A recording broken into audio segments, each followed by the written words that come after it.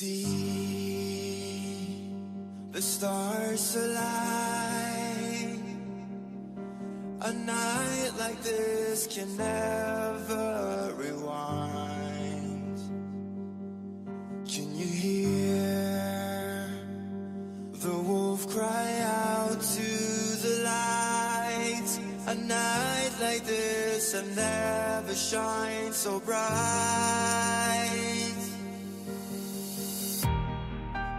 So take a couple steps back as you hear me start to howl. Take a couple steps back when I lose all control. Watch me turn into a werewolf, and I will haunt till the break of dawn. Don't you dare to try to stop me. This is the horn of the black swan.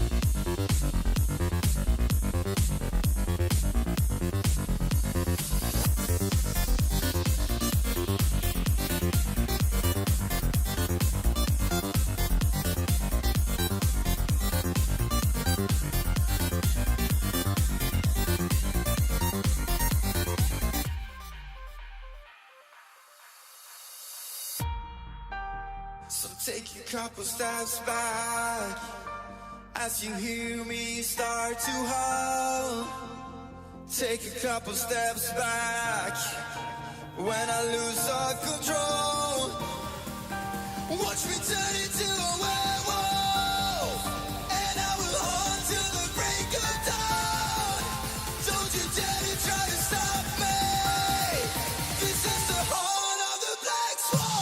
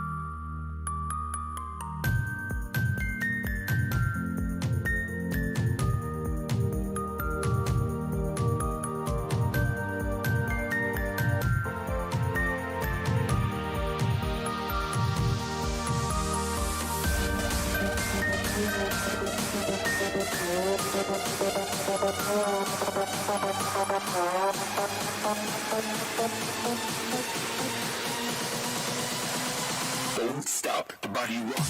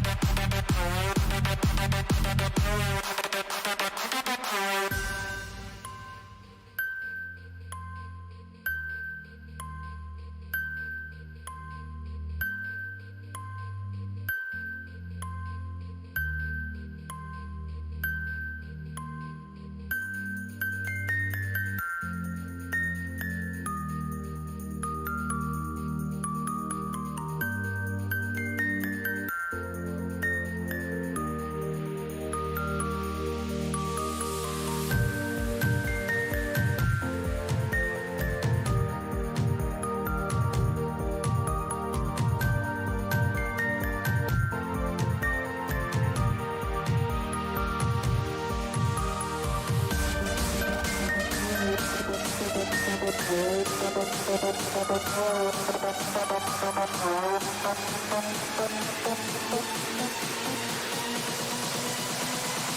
stop the body rock.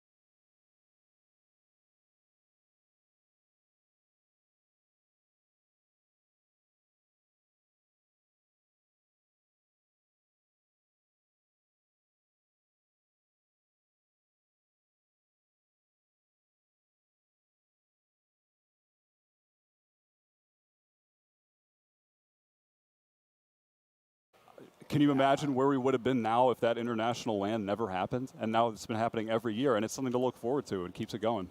Yeah, certainly was a kickstart for TF2 community in a lot of ways. 7 years ago was when that was, which is crazy. TF2's been around competitively for 12 years, just going on strong. I think as well another kind of question that kind of plays into that. At that first LAN at I-46. Back then, it really felt like there was a huge stylistic difference between the two communities. Yeah. Do you feel like that still hangs true? That not just how Ascent NA plays, but the other teams that your squad is used to playing in the North American leagues versus not even just 7, but the other teams that they bumped into in LAN here. Yeah, to paraphrase some of the things that my players were saying to me over the weekend, there's a large difference in the way the majority of the demo men from Europe play versus NA.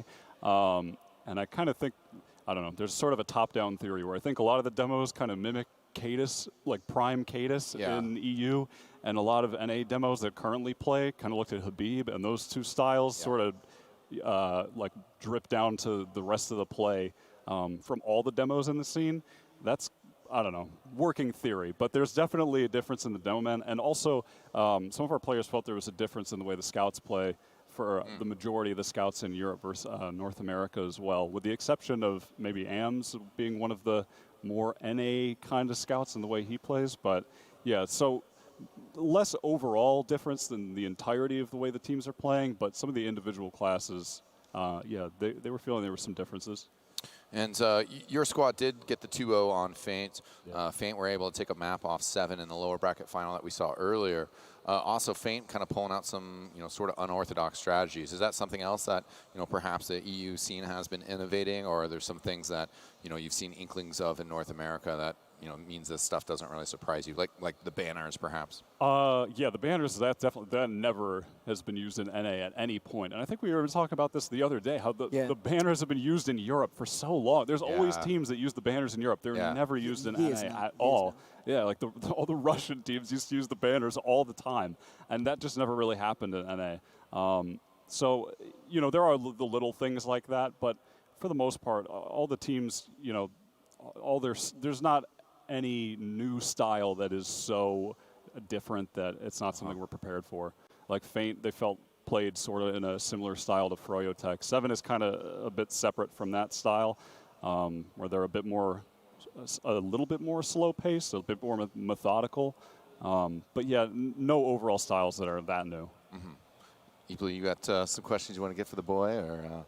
I don't want to put you on the spot. I can let you think about it for a second. I got a list here. Yeah, if you got a list, Exxon, you keep on going. Yeah, okay. Well, you guys have been actually. You know what? I'm going to ask you about your EU squad before we get back to NA. You guys did end up in 4th place. But overall, a success. Your squad's been grinding for a while. You guys also brought on Zebasai. I want to talk a little bit about that conversation with him, as well as just kind of what it was like to, bring back an old legend and how that went for you. Yeah, I mean, obviously bringing back someone of that caliber, but also that notoriety and everything, it's amazing. I mean, he's one of the absolute legends of the game, one of the greatest of all time players. It's undisputable. And yeah, so having him back was amazing. I mean, they say very often you'll see people say nobody ever really leaves TF2, paraphrasing, but something along those lines. It seems like at some point everybody comes back just for a little bit because, it's a pretty all right game. Yeah. You got to come back once in a while, and then maybe step away, and then maybe come back again later. That's what happens with TF2. So. Yeah, for sure. Also, definitely want to give you a chance to, shout out some of your particular players. We saw Slimnish just pull off some killer plays last night in that upper bracket finals. It's always tough to choose favorites, right? But, who do you want to talk about on your squad that's really been blowing your mind and leading the team? Yeah, I mean, it's Slimnish. Slimnish. Yeah, that guy, he's pretty all right at the game. Yeah, Slimnish is pretty all right, I think. Okay. No, Slimnish has been playing out of his mind. I mean, I think objectively, I'm not just saying this because I'm incredibly biased, but I do think he has far and away had the best performance of anyone at LAN so far. I don't know if he's had a single map where he wasn't playing excellently and leading the server. So Slimnish has pretty clearly been the star player as far as I'm concerned for the entire event. But also, like we were talking about Laz and Jay being new to LAN, and they're both playing so well. Jay's had some very high impact plays. Like obviously he won the one game against Feint in the semifinal. So yeah, they're playing super well too. Laz is so consistent on Roamer as well. He's so smart. His jumps are so good. Everything, when you watch him play, he's so calculated with every decision with his movement, which is so impressive to me. Like every jump from where he's jumping from to where he lands, it's never random. It's always completely calculated. So yeah, I'm very impressed by our soldiers as well. Now, before we wrap this thing up and get into some of our other parts of our analysis, let you get back to your team to help them with preparation. I wanted to get a prediction from you. I mean, obviously you believe in your boys, but what's the map score going to be? I think that they're going to win 3-2. Okay, awesome. Well, I think the crowd would be hyped to get to that best of 5, see all those maps. Right now, we're going to roll a little bit of a clip here. Be back with some more analysis. Stay tuned, ladies and gentlemen.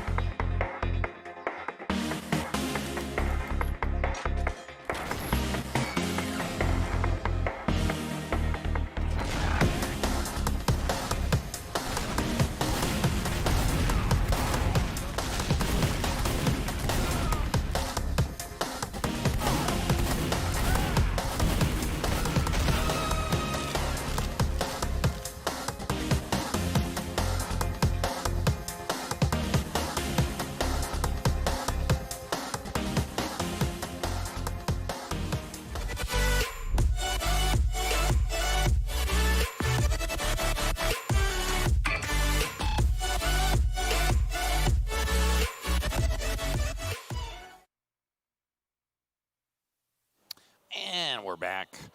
We actually also are going to be bumping over to Turbo Tabs in not too long. But before we do, I wanted to talk about our map selection here. Yeah, so upper bracket advantage, actually pretty significant in this tournament. It gave Ascent NA 2 bans out of a 7-map pool, meaning that they are essentially controlling what maps are going to be played. And as we can see on the scene, ProLands and Gully Wash banned out. Baum, what are your thoughts on that? Well, I think we were absolutely expecting to see Badlands being the first map banned out there. Obviously, 7 are absolutely confident on that map. And also, I believe that Ascent NA got to choose whether or not they banned first. No, not whether or not they picked first. Right. So they're going to be picking Snakewater, obviously. They were very confident on that yesterday. They're going to be trying to get that momentum up straight away, try and take a pretty much free round off of 7, or at least in their eyes. They're going to be hoping to take that easy first map down. Eeply, your initial thoughts on the maps that we see here? Yep, same as Bum, really. I mean, you know, 7 plays Badlands mid kind of so much faster than any other team. They pound it, and it's not worth risking. They lost to 7 on Gully Wash before, not worth risking, you know. Yeah. Snakewater, historically known as a bad map for 7, so it makes sense. They won yesterday, absolutely no issues there. Going into Granary, we also saw a really, really good Granary game just a few moments ago from 7. Yeah. So they were absolutely pounding. They're clearly very warmed up, and if they feel fairly confident. I think the biggest, most interesting one here is going to be that map number 4. Yeah. I think Viaduct. A lot of people are thinking Ascent NA can be looking fantastic on Viaduct. However, importantly, I believe the way that the picks have gone, 7 could have picked for Sunshine to be in that slot and then to have Viaduct as a potential decider. And I think, based on this, I think 7 are actually quietly confident about Viaduct. I think they're thinking they might be able to take this 3 maps to 1 because, you know, a lot of people kind of have historically said 7 not too good at Viaduct. You know, they've had previous kind of suboptimal results, but this is a very new look 7. This is a very different beast, and really in the last couple of seasons they've been untouched. Yeah, and I do want to laser in on that product. Bum, give you a chance to speak on that. Yeah, historically 7 have been pretty terrible at product overall. I remember even years ago they were losing to absolute bottom of the barrel prem teams on this map. Teams like I believe PC Master Race, people like that who you just won't expect to see at the top tiers of TF2. But recently, as Eeply said, they've been stepping it up. They've been forced against their basically top rivals on this map. Ascent NA, Ascent EU, even they've been playing against on product for season after season. Yeah, season after season.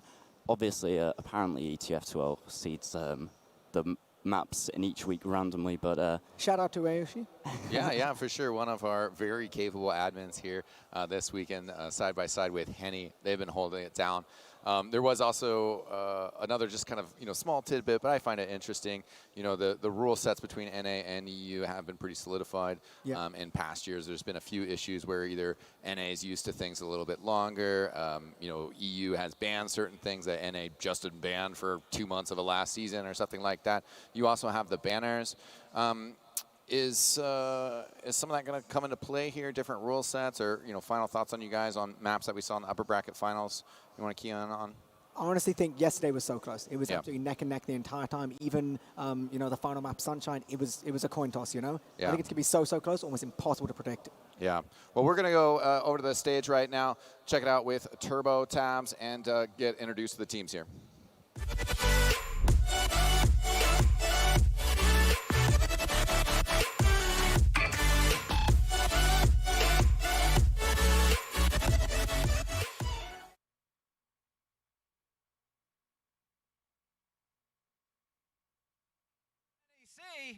Oh, here we are, Birmingham NEC. We are here, we have finally made it. Mwah! Oh, it seems like an age. 3 of the longest days of my life, just waiting on this grand final, waiting all year long for an EU versus NA grand final. Breathe it in, because it's going to be history in the makings. One of the best finals I've ever seen has been on a stage like this last year. Even with some of the familiar teams that we're going to be seeing tonight, yes, for as long as there's been I-Series, there has been NA versus EU, and nothing seems to stop this juggernaut of a storyline. So I think it's time, ladies and gentlemen, we need to go see some players. We need to see some teams. We're going to open up with last year's champion. It's EU's greatest, it's EU's finest. It's Team 7. Team 7, come out here. I was expecting them to come out of the smoky side, right? Yeah, probably.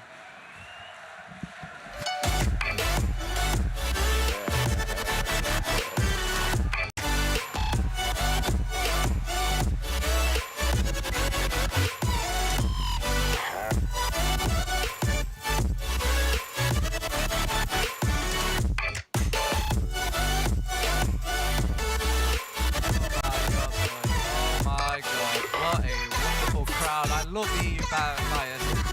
Makes me so proud. I want to see just as much energy, just as much for this next team. They've made it all the way from the winner bracket. They've knocked Poor 7 down for just a moment, but they're back here now, and they're here to see if they can do it twice in a row. It's Ascent.NA. Make some noise. Come on, Ascent.NA. Get out of here.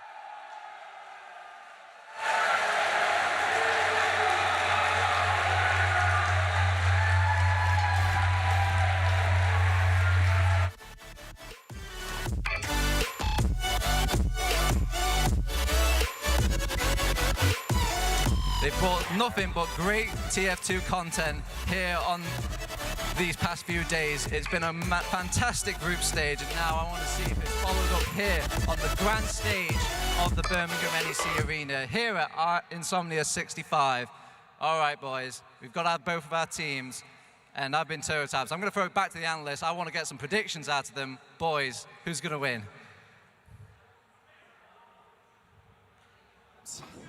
That was a fantastic introduction of both the teams. Really happy with just kind of this whole event, where we've at. As he mentioned, we had Ascent NA, kind of a shocking result last night. Just kind of pulling out that win, denying the golden cap. And 7, working through the lower bracket, was shaky in that first game up against Spain, but then they pulled it out. I want to talk about that a little bit. It was one question we didn't get to with Mela of just, what do you guys think about the production there, or sorry, the preparation, whether Ascent NA is really going to be strengthened up by that, or if, 7 actually shook those cobwebs out, because it was a little shaky on that first map today. I didn't Yeah, know it if, definitely felt like you said, for Seven, that first game, it felt like a real wake-up call. They were nowhere near the Seven that we have seen previously, and not really the Seven that we would expect. Not from that roster, not from the amount of time they've been together and the team that they've managed to kind of solidify. Obviously, they shook off whatever was going on. You know, maybe it was just kind of a little bit nerves, a little bit kind of jittery. Maybe it was just a case of, you know, they had to wake up and get onto a different map and really kind of, you know, have someone shout at them a little bit. But I mean, by the end of it, you know, the end result was what it was. They started really just dominating, you know. They were owning on the mids. They were owning in everything, every single transition. They were looking really, really strong. Ascent NA, on the other hand, they've had much more time to prepare for this on a strategic point of view. When it comes to playing, though, they've not really been able to play today. I actually had a chat with had a little chat with Yite just before we kind of got everything sorted for the finals, and he was saying about how obviously, you know, most of the teams have been knocked out at this point. You know, Ascent EU, they were kind of playing their first game today as well, and most teams, you know, they get knocked out, they kind of do whatever. There hasn't actually been anyone really around for them to play. So from a playing point of view, Ascent NA, you know, they can do their bit of DM or jumping or kind of, you know, whatever they need to warm up, but realistically, they haven't had that same kind of introduction to the day from a playing point of view. Yeah, I think that is an important note. And Ascent NA did kind of, you know, persevere in that upper bracket finals. When we did have those two teams match up, though, in group stage, that was actually the Ascent NA squad lost to Seven. So, Bum, do you think that, you know, their preparation overall, that this is kind of like an upward curve for them? You know, they lost to Seven in the group stage. I do believe they did lose their first map against Seven in that matchup, but they won out. And does that raise concerns for you that it might be a slow start for them since they haven't had an opportunity to, you know, really get a very solid practice in this morning? Yeah, I don't think they're going to be at all unprepared, obviously, after their boot camp in London just earlier this week, at the start of the week. But obviously, with Seven losing losing their match to them last night, Seven, that really annoys them. Seven immediately will have been training non-stop, looking over that loss over every little bit. Seven, obviously, one of the more closed-off teams at LAN. They pretty much do nothing but focus on their game for this entire LAN. You see other teams, they kind of walk around, maybe drink a bit. Seven, you barely see them at all because they're absolutely focused on honing in on that gameplay. What was that? They're here to win, you know? That's they what are I here care to about. win, yeah. Yeah, for sure. And we've had Epley on this desk a lot, so we've you know, heard his analysis of both these teams, you know, against other opponents, not always against them each other. Bum, you've been busy casting, so I wanted to get some of your thoughts on that. You know, that issue. You know, how some of these classes match up against each other. The scouts of Ascent versus the scouts of Seven, as well as like soldiers, Damal. What do you think is going to be the key matchups here in this game? Well, I think Slemnish, obviously, is the man of the LAN so far. If Slemnish can keep turning up, this is going to be Ascent NA's game all day. Slemnish has been absolutely class act. And I think all the Americans, what they were saying is that they're scared of Starkey. Okay, yeah, that's interesting to hear because, you know, Thalash kind of generally considered to be one of Seven's strongest players. He's been a cornerstone for them for a long time. Also, they picked up Silentes, who's been pretty fearsome. Do you think that there's going to be, you know, some, you think that there's some tactics, some kind of crazy stuff that we might see out of either of these teams that are going to throw the other one off, Epley? Honestly, I feel like as long as the Ascent NA have done their homework, they should be able to expect most things from Seven. We might see a few little things a little bit different. Obviously, we saw things like, you know, Silentes running heavy to mid on Snakewater. You know, we've seen a couple different kind of setups like Pyros on certain pushes, but I don't think we're going to see anything too crazy. I think there will be like a couple little bits, but Seven's not going to suddenly change their play style.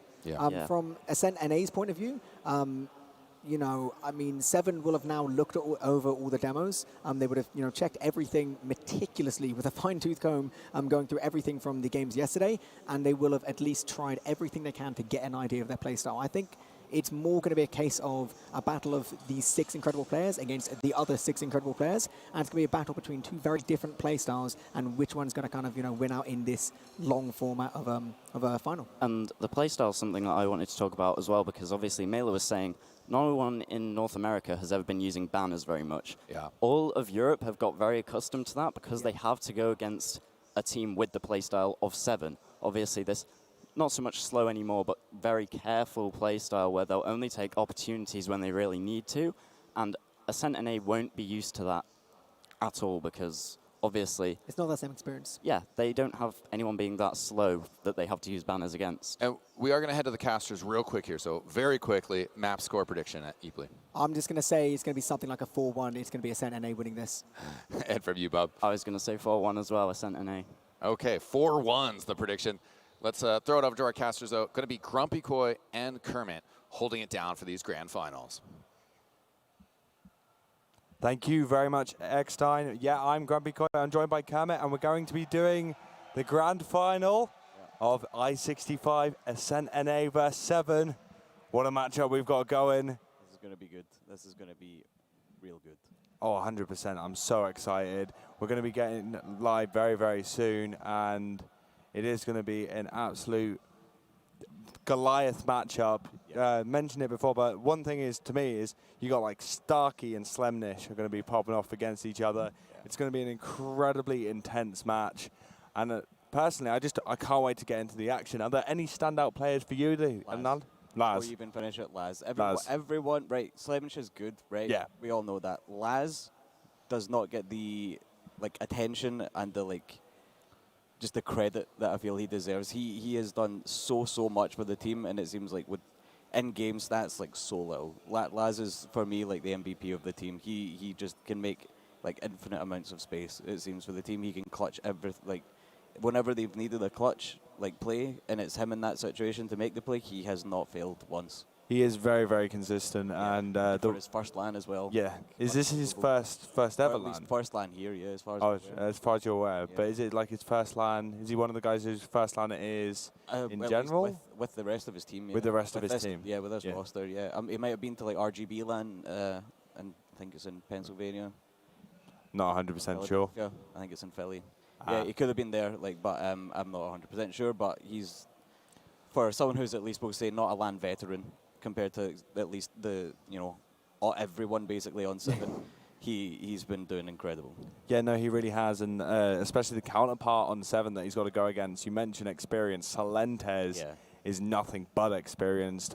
Had amazing results through the past, 3 Insomnias, the only one, the main one being just his performance, definitely on Full Tilt was so good. The I-58 Salentes, and whenever he's come to LANs, when he was at Copenhagen Games, he turns up, and now he's on this 7 roster, and he is going to be an absolute weapon, being able to just cause so much damage, so much chaos, and he is really, really adaptable. Yeah. Laz, on the other hand, one thing I have to respect him for is when they were playing on Gully Wash, and Salentes was trying to pull him back, taunt him into a 1v1, and Laz's discipline is so good. He's not taking the bait at all. Yeah, he just doesn't play into that 7 style, and I feel like that's one thing that 7 are going to be very, very conscious of, is Ascent don't let 7 control how they play. 7 will be able to play their game, but Ascent won't let them be controlled by 7, 7 are so good in Europe at doing. And the aggressive, chaotic style that Ascent like to bring into fights is something that 7 aren't used to fighting against, especially with the level of control that they brought. We are going to be going on the Snakewater as the first map, which we saw yesterday was a 4-1 scoreline, but Cadus would not have just slept on that. Yeah, definitely. I think I'd mentioned it yesterday when I was over sitting behind 7 at some point yesterday afternoon. Cadus had it looked like just a spreadsheet with 9 tabs for all 9 different maps that are in, at least for ETF2L. I think there's only 8 maps here, but he has a tab for every single map. Then he's got little bits for each control point, holding it as the attacker, or trying to push each point as the attacker, or holding it as the defender. He has strats at least for pretty much every conceivable situation. So if I think their main problem on Snakewater yesterday seemed to be the mids. They lost the mids and then just got steamrolled onto 2nd and last. And they just couldn't stabilize off that, because Ascent would just go straight in. Hopefully done some homework on Snakewater mids last night. 100%, and it is interesting because Salentes was actually on a team that was notoriously good. Him and Drac played, whilst they were in Ascent, they played a really, really strong Snakewater middle with the way that Salentes would do the starting circle round bomb, and then Drac would either fly in low or just fly in just over the top of point, and he'd go straight in. So maybe Captain and Salentes are maybe taking a leaf out of that book, changing up changing up the play. They just need to make sure that they're dealing with the soldier bombs from Ascent, but keeping their own aggression going, because I think the main problem is that they're getting pushed back a bit too much, and Ascent are able to play the mids how they want to on Snakewater, rather than, you know, Seven's methodical take down each player piece by piece by piece, and then go forward from there. But really, first map, could I maybe scrape a prediction off you? It was 4-1 last night. It didn't feel, it honestly looked like it should have probably just been a 5-0 to Ascent. It was not really close at all, or it didn't feel it at all. I'm thinking maybe it might be a bit closer, but we'll say 3-2 to Ascent.ne. 3-2 to Ascent. As much as I love all my boys in 7 and, you know, Euro Pride, I don't think they'll have improved enough in the last, you know, 24 hours to just be able to beat Ascent on the map now. I think that's fair. I feel like if Cadis, though, has really done his research, I think this is also a weird state for Cadis to be in, because he's so used to being in the final and having that time to, you know, prep and have a look what the other teams are playing, not fighting for the spot. And especially when he came against Fein, until the last map, it was close. It was a map apiece, and then they just ran away with it on the last map. But you can feel that maybe it's a little bit more stressful. Yeah. We then are going on to Granary, which is the map that 7 basically just completely destroyed Fein on 5-0. Yeah. Where Stark got 1 death in the whole game. That was because he just had to chase seeds all the way to last. Like, yeah, they're incredibly strong on Granary, it seems. And I'm not sure. I'm guessing the first pick will have went to Ascent just because they were the upper bracket team. So they'll pick Snake, and then I guess they didn't ban out Granary. They felt that they were confident enough on that to allow 7 to pick it. Well, they banned out Gullywash and Prolands, and the worst thing you could do is face off against an EU team on Prolands. Yeah, that's true. It's that's like one of our staple maps. It's something that especially 7 have been famous for playing, just in general. And I could feel like the NA scene, maybe as versed, but just not as confident as we are. And I think that's a really important thing to take in. And then Gullywash, which is, again, a notorious 7 map as well. So the pick bans were really well played by Ascent, taking advantage of getting straight into the seedings, getting both bans. And then after that, we're going on to Process. Process, again, is actually quite a evenly matched map, in my opinion. That could easily swing either way. Yeah. Process is one of those ones where, because everyone plays it so much, it's very difficult to really come straight into that and go, oh, this team will win. And both teams have incredible scouts. Yite and Slemnish versus Starkey and Thalash. Very experienced players. They've done so well during the LAN. Slemnish, 100%. And I think the main thing now is kind of after that we got Product, which is... Yeah, which we all saw what happened on the Ascent NA game against... admittedly, it wasn't against like one of the top 4 teams, but it was still against pretty much a Premier Division team in top 5. I think it was top 5 Suns was the full team name. Yeah, against them, that was just not even close. It didn't even look fair, basically. But it was a 7 pick. Yeah. And yeah, it was a 7 pick. That's where it, like, because I thought maybe what they would do, and I think Eeply made it really, really poignant, was like they'd pick the Sunshine and then make the Product. But maybe 7 have a game plan on Product. Yeah. They have got the players with a great repertoire to actually come off that. Slentes is very good at, if there needs to be any rotation from him to go on to scout, he can do that. He's proved that time and time again that that's something he can do. It was his scout last season when I think they had Credo perma-sniping on Ascent. Sil went on to scout, and he, I think, top fragged and top damaged on the server, and that was like one of the only times 7 lost last season. And I think that's a real parallel on Product that we've seen before. Is usually it's captain that off class, like off class is on to scout, and Slentes has proven time and time again that on Product he can do that very, very confidently. And then you open the floor up to Starkey and Thalash to play sniper. Whichever you choose, you're not making a bad decision in the slightest. Yeah. And I would believe that if Ascent are going to play that style, Slemnish is going to be the one. But I believe we're going to be going into the first map of this grand final of Snakewater between Ascent.NA and 7. We're going to be taken away on this first mid-fight. As things start to set up, we're going to see how the demos come in, as Cadis is a lot quicker. He's going to deal some initial damage onto bot mode. And we're going to be waiting for these bomb setups right now, Kermit, as everyone's just kind of waiting. But Salentes is coming with the heavy at the start of the round. Is this some next level stuff? What is the plan here, Kermit? I have honestly no idea. Normally you'd really want, you know, the enemy team to have actually tried to go. Captain does go in there and just get picked down immediately. But Sil is just walking across the point, just getting beamed constantly. Laz is above him though, getting a lot of damage in, but he's knocked down. He eventually goes down, but they took 2 players down as a response, so it is very equal. Thalash has actually gone in, dealt a lot of damage. Uber's been actually traded off. Jay's gone down. They're going for the trace to try and force it out of Skis. Skis actually manages to do it. Thalash is going to get picked up. Raymond is super low. He's getting knocked around. He tries to serve away. Almost gets it, but does go down. And Captain back in. This is a really scrappy mid-fight. What a way to start off the grand finals. This is incredibly unorthodox from Seven. And it feels like it actually, they bit off a bit more than they can chew, Kermit. Quite possibly. We've got Stark though, just hiding in forward spawn here as sniper, so we might be able to see some sort of, well, even more shenanigans out of Seven already. They're, you know, I don't think they've had the full Kutuki Carter lineup yet. They've had a heavy, now they've got a sniper. Yeah, and Stark is looking to go in, but Captain and the Salentes do go down. Bot mode forcing the players out. A huge amount of damage onto Thalash as well as he's forcing his way in. And Bot mode actually leading his team. He's kind of separated. Luckily his team's coming in, but I know he is going to go down. And oh, the Ascent roster crumbles under Seven.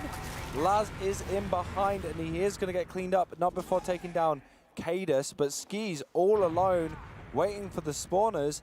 That was a very questionable push from Ascent. Well, we somehow both of us didn't call it. Skis did go down to Sil there, so Ascent just had to push. They had to make something happen there.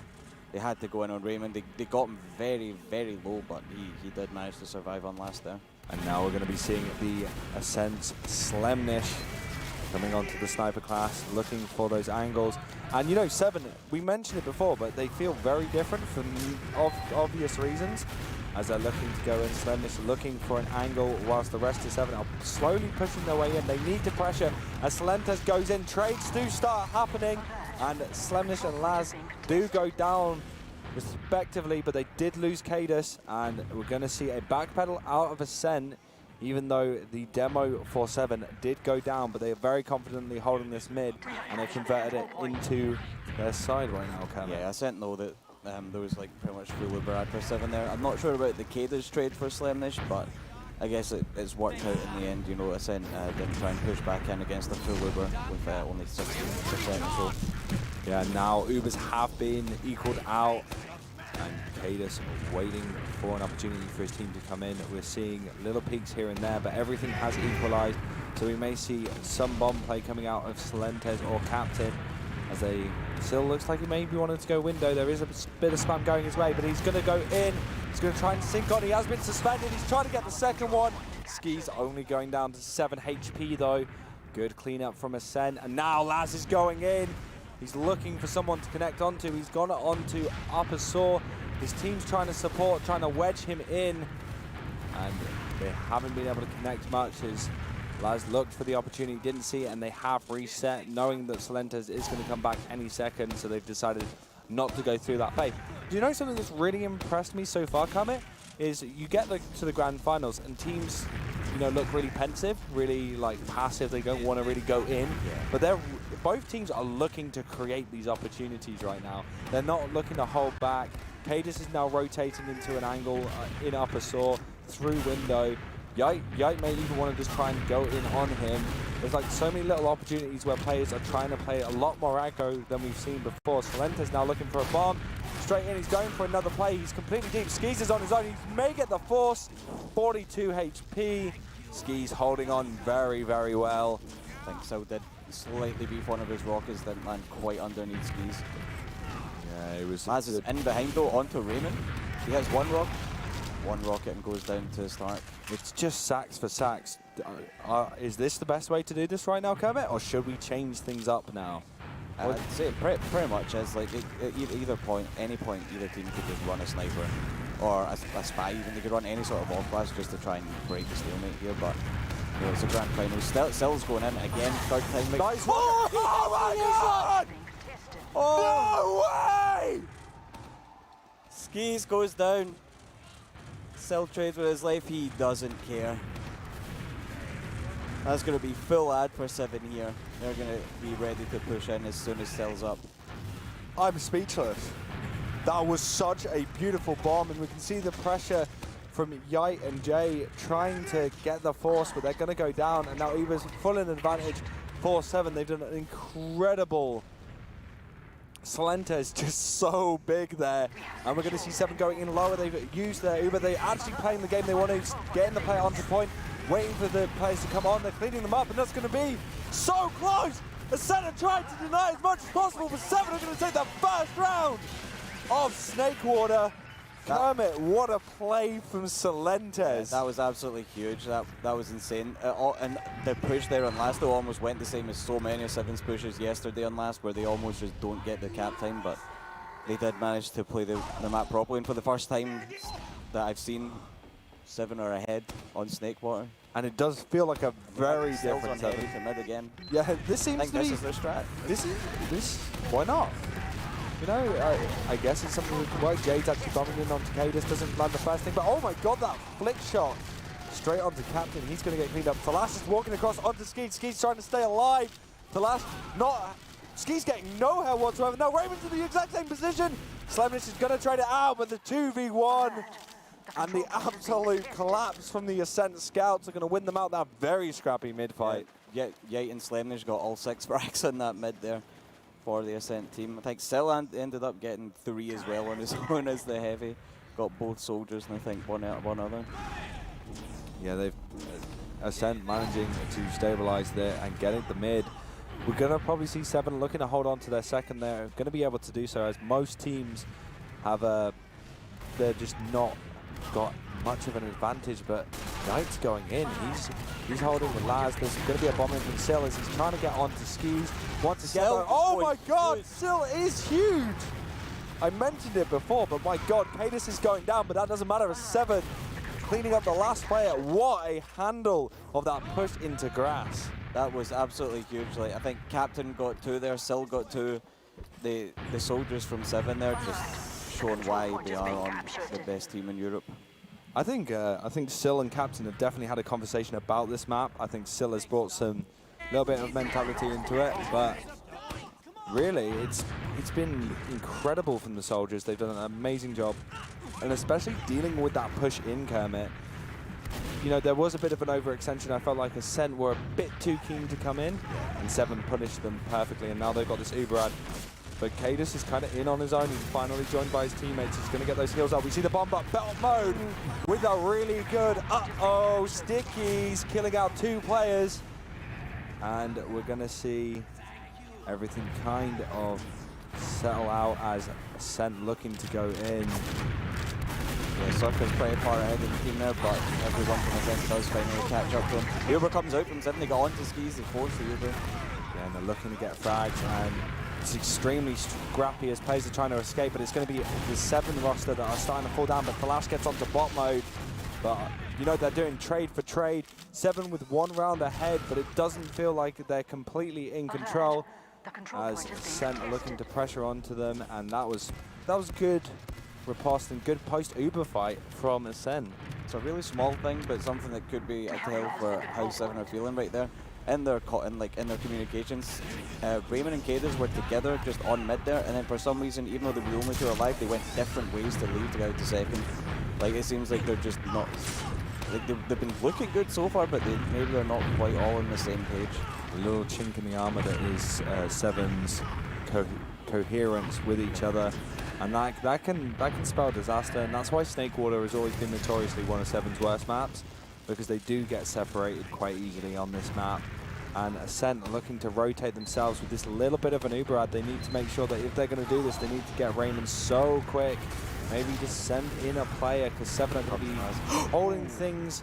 Laz with an attempt. They try to go in with him, but now we're going to see Salentes trying to repeat himself, but he doesn't manage to do it. But good work from 7 to actually pressure onto them. Rotation coming out. Trade a player apiece. Laz is going to come back. We will join them, but Cadus is getting caught out. A huge amount of damage in exchange with Captain. trying to stop Ascent, come through Sort and get those exchanges. We see Jay go in, reading the chaos, but doesn't manage to connect it. And once again, things are going to fiddle out, and Seven are going to be looking for another angle to maybe send in a player as Cadus sets up a new little bucket trap.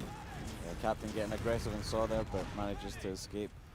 It's just, I don't know how they do it, but it always seems that Ascent are just able to get Laz or Jay just always in behind. Like right there, like realistically, there should be no way that Jay should have been able to get pretty much all the way on the point. He died basically on the train on second, when normally he wouldn't even be able to go over the fence, much like Laz couldn't like just a few seconds previously. I don't know how they managed to just like, they see like the tiniest amount of space and they just manage to just, you know, give an inch and they take a mile basically every single time. 100%. And right now, Sil dealing a huge amount of damage onto the Ascent roster. Maybe another angle going to come out from Seven, but really Seven don't need to rush. This is the time where you don't want to be rushing at all. We've got a total of like 7 minutes 46 on this area of the map, 18 minutes on the clock, and Seven, Cadus doesn't want to let Ascent run away with this, because last time they did, it was 3 rounds of extreme success, and as Laz is in, he goes for the sink shot, but he ends up just killing himself. And right now, Kermit, maybe those off classes. Oh, Sills is just, he just gets get destroyed. Yep. Yeah, but off classes would be a really good idea right now, Kermit, to be honest. I feel like Slemnish, we've seen him kind of come on to Sniper once, but this could be a good time to try that, as Bomb deals a huge amount of damage and Jay tries to go in, but does get air shot, and the little bit of health he had was cleaned up very easily by Starkey. And Seven once again, maybe looking to send in Sil. Yeah, quite possibly. Still's just rolling over, so it's coming back. Yeah, it's going to be a while before he's here. Yeah, he's not going to be close. Jay's dead, and Jay like does have some pretty good snipes in him. So, oh, he's actually okay. He's going spy. I'm not sure if this is just he's holding the door. He's spy checking, and I think Slemnish is sniping. Yeah. Yeah. So they go full Highlander, maybe go for double off classes. See what they're thinking. They're checking it out now. Nah, he's going to go into Soldier again, Kermit. Here for the Slemnish show. Yeah, 100%. I'm going to be watching that screen in the corner of my eye as well, as Slemnish is going to be looking to go through in choke, check for traps. Is the bucket strap still up? No, it's not anymore, as it doesn't det and catch anyone. And Slemnish deciding to back out. Laz and Saw there gets the frag. Oh, that's again another opportunity for Sil to maybe bomb in. Jay actually on top of Catwalk, not letting that happen. Slemnish being very patient.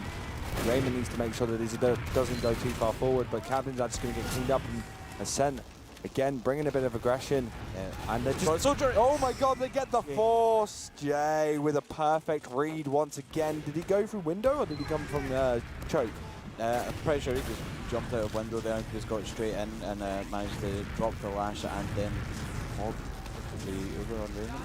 And because that Uber is up, Ascent looking to come in through grass. Slemnish looking to pop off. He hasn't actually connected anything yet, as players are backpedaling from Seven. They're making sure that none of them do actually get caught out, and they're not really going to deny it too much, as Ascent have about 50% Uber ad before Raymond's going to be able to get his. They're trying to set up the sentry gun onto the Lash. Starkey on the sniper watching the shutter, but it's going to be in on skis very, very quickly, and they're in on the right-hand side, and they're looking for that sentry gun, but the sentry gun placement has been really, really good. Slemnish looking for some picks as well, and right now bot mode cleaning a house as Ascent take the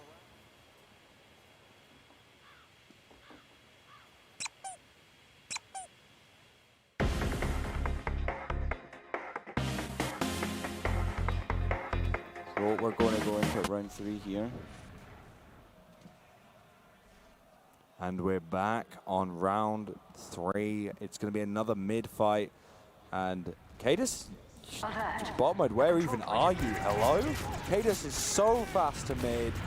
And that could be a good opportunity. Sil has actually gone on his correct class, as we see a huge bomb from Jay as he just flies past everyone. Now looking for another rotation, going to take the fight. He's actually going to go down, but he's going to trade with Captain. And Ascent deciding to back out, knowing that they've lost both Slemnish and Jay. decide to not even stay in this fight, and that's going to be a mid to 7. They have adjusted their mids. That was a, that was a cookie cutter mid that wasn't with the heavy, and they did a really good job at dealing with Yates. Solentes is in deep. He's getting so much damage. Shot by Laz. Laz with a nice little shot. Yeah, it looks like Seven looked like a completely different team to yesterday on this map. Like at this point yesterday, I feel it was almost like 3-0 or something to Ascent. But at the moment, it's everything's looking pretty good for Seven right now. Yes, they just lost a round, but it's only one for now. Yeah, and Seven are in a much better position. When we watched it last night, they were like nearly 20 minutes in and 3 rounds down, but Ascent not able to get as much of a capitalization on this map as before. Cadus with his playbook is something absolutely special in Team Fortress 2 because he has this ability to call some amazing plays and change things up. He's letting Syl actually off class right now onto Spy, and he's currently in, giving information to his team so they know what's going on in regards to if any plays are sending up, and more importantly, just getting behind Skis, and I think he's currently behind the team. He's going to get Skis! Oh, Syl, and this second point, that's twice now he's managed to get a drop onto Skis. Once on Soldier, once on Spy. Insane.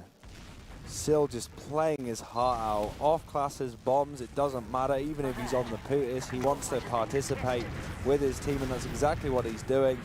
And Ascent just going to have to backpedal out as, you know what, you mentioned how good Laz is, but Syl has really been showing up on the Roma role, just playing so many different angles when he's coming into bomb. Jay did a really good job of getting the force out of Raymond, but right now, Solentes being one of the strongest impacts on Soldier as Seven look to perfect this last hold. They do lose Solentes, but they are staying in right now, trying to get the player onto point. Now they're trying to spam across. Starkey waiting for his opportunity to go in. Captain getting the time. Now it's just Cadus on his own. 3v1. He actually managed to do it, and Raymond! No way! He was the only survivor. And that's all that matters because it's 2-1. Yep. Beautiful boys currently on the screen, and then there's the NA counterparts. Cadus getting the kill onto Slemnish there right near the end, and then getting the credit for killing Laz. That was incredibly close. That again looked like almost just another failed last push for Seven. It seems that they have definitely talked about their last pushes since last night. And it was really good adaptation of their playstyle. They were rotating scouts, rotating players onto the point, and they didn't overcommit. And they were actually trying to take some of the scrappier fights, which is really, really, really important. Deny those soldiers being able to push people off the point. And on this mid fight, Ascent are struggling. They're having to back out, and that was all down to how much top pressure Seven actually applied. Well, they can't do anything on the low ground, really, with the heavy just standing there fully buffed at 450 HP with the Thomas Lab just raining down damage. It's so strange that we're in a grand final, and something that a lot of people consider to be a cheeky boy strat actually is working for Seven, and the Ebro exchanges happen, and they're just going to go for Solentes right now. Solentes is going to get the flash onto him. Players are separating, coming out of this. Solentes is still alive, going to take a huge amount, and he's actually going to deal with all these players coming through Sword, but my God, they're getting absolutely crushed. Slemnish going down, Yite and Skis all the way out. And Seven winning out that fight, and a lot of it was just down to Cell's heavy play once again. Yeah, it wasn't even what Cell did, it was just more the fact that he was there at all. Like 3 people coming in through Saw, and they just all went onto him. It was just easy damage for Cadus. And Seven are already in last. They're already trying to separate players out. They're already starting the clock. Yite tries to come in. Cadus on the point! Bobo had no stickies. I think he tried to dead them when the lash went to the point, and then he didn't have time to relay any stickies. And they just get the cap. 3-1 now to 7. It's almost like a complete reversal since yesterday. And we are going into a pause here. We are going into a pause, but right now, what an incredible first map. And Seven looking like a completely different team. And there's our wonderful crowd as well. And we will be going live shortly. Paused. I'm not sure what's going on. Are they saying anything in the game? They're not. No, I think Thalash. There have been some technical issues. I think just before the game, Thalash's monitor gets stuck on 60 hertz. So I don't know. I think he had to restart his PC a couple of times just to get that to change to 120, 144, 240, who knows? But Well, it looks like all the 7 players are okay. Everyone looks okay. They are looking to maybe set things up. It looks like everyone's on the server, right? Yeah, everyone was moving around in spawn. We've got Sil on heavy yet again. But this, like, I know that 7 have done it. I'm not sure how much they've done it previously on Snakewater, but I think on Granary they did run the heavy because I think the strat basically to give it away to everyone else if they didn't already know is you use the gloves of running urgently, so you'll obviously get a big move speed boost. Then once you get to middle, like the GRU will just drain all your max health. You eat the DeLoco's bar, I think that's what it's called, the chocolate bar, which raises your HP maximum, and it will just put all that health that's been disappeared from the GRU gets replaced like pretty much instantly. So you're just a heavy that got to mid fast, and you've only wasted like 1 or 2 seconds just from eating the sandwich, and you're at full health and you're ready to get like crit healed. And then once you come into the mid fight, heavy is so good at denying the main thing that you require for every mid fight, which is it's good at denying soldiers in the air. And nearly every team, nearly every game, if you watch any semblance of TF2, you know that everything is based around how the soldiers start off the mid-fight. Yeah. It's whether they're bombing in, whether they're doing distraction plays, whether they're getting behind, whether they're going just straight into the face of the opposing team, whether they're trying to get the demo or the medic. That's so important. Yeah. And denying that, and you do lose the ability to do that yourself. Yeah. But you will be able to use a really, really just aggressive playstyle, because you can just tank into this heavy, hide behind them, and push across point. And actually, we are going to see everything being unpaused. Oh, Ono says a few of the 7 players. I don't think there was any warning. They don't look like the players were warned about the unpause, so they are going to be a bit slow to mid, especially with some of the spawns it looked like they had. Sil was like stuck in the far corner. But currently 3-1-2-7, and Slemish actually deciding to come up on the sniper. Maybe this is a counter to the Slentes heavy, and actually Flash is the first one to go down. Slemish looking for some other picks. Cadus bombing across actually gets cleaned up as well. And Starkey now pushing across. The only survivor, Slentes and Raymond, need to backpedal out as the entirety of Ascent is going in on them. Slentes does go down, but has he given Raymond the rune he needs? Laz is on the chase. He's going to go for it, but the scout is going to try and meet him, and Laz decides to backpedal out. But that's going to be a mid-fight to Ascent. 7 must have some sort of technical issues, because that was a very weak mid-fight from them. Yeah, it looked like when Thalash said that it's RO and then Sil said oh no in the chat, like I'm guessing they just weren't ready for the unpause. And then Slim was just going big in that mid, got Thalash and Sil, and I think Captain as well there, like hitting these nerds. Yeah, and now it's even Uber, and they don't need to sack anyone in to get an off class, because Slemish was sniping to mid and didn't die. So they can just try and work around him here, either going like maybe drop down or just underneath. And it's all dependent on how they're going to play Slemish. Snakewater last is an interesting one, because drop down is a great place to be. But Captain knows that, and he does pressure, but he pressures a bit too hard, so that's a first pick. So now they're going to just be looking for a second entry pick, as Slemish does try and do it. Talash actually gets body shot, but he is going to stay alive, and he's pressuring really, really nicely onto Slemish. He's going to try and chase into that, and he is going to clean that up. Salentes is going down to bot mode, but 2 players on the side of Ascent did go down, and 7 holding on to their last. And I think we've got a little bit more than 28 minutes left on the map, and we're going to get another pause. I think there may be some sort of technical issue when it comes to the config.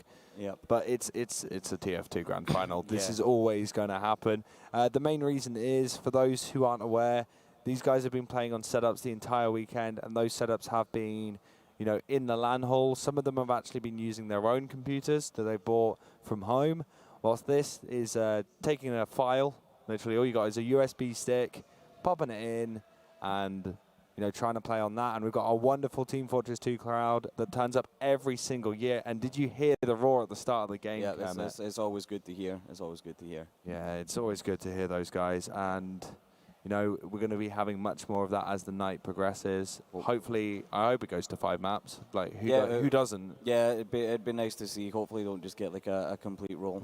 Yeah, but like 7, really scary on this map. And Ascent may have been going into this going, oh, you know, Snake Water is ours, and now, now you've got, now you've got Cadis being the way he is going.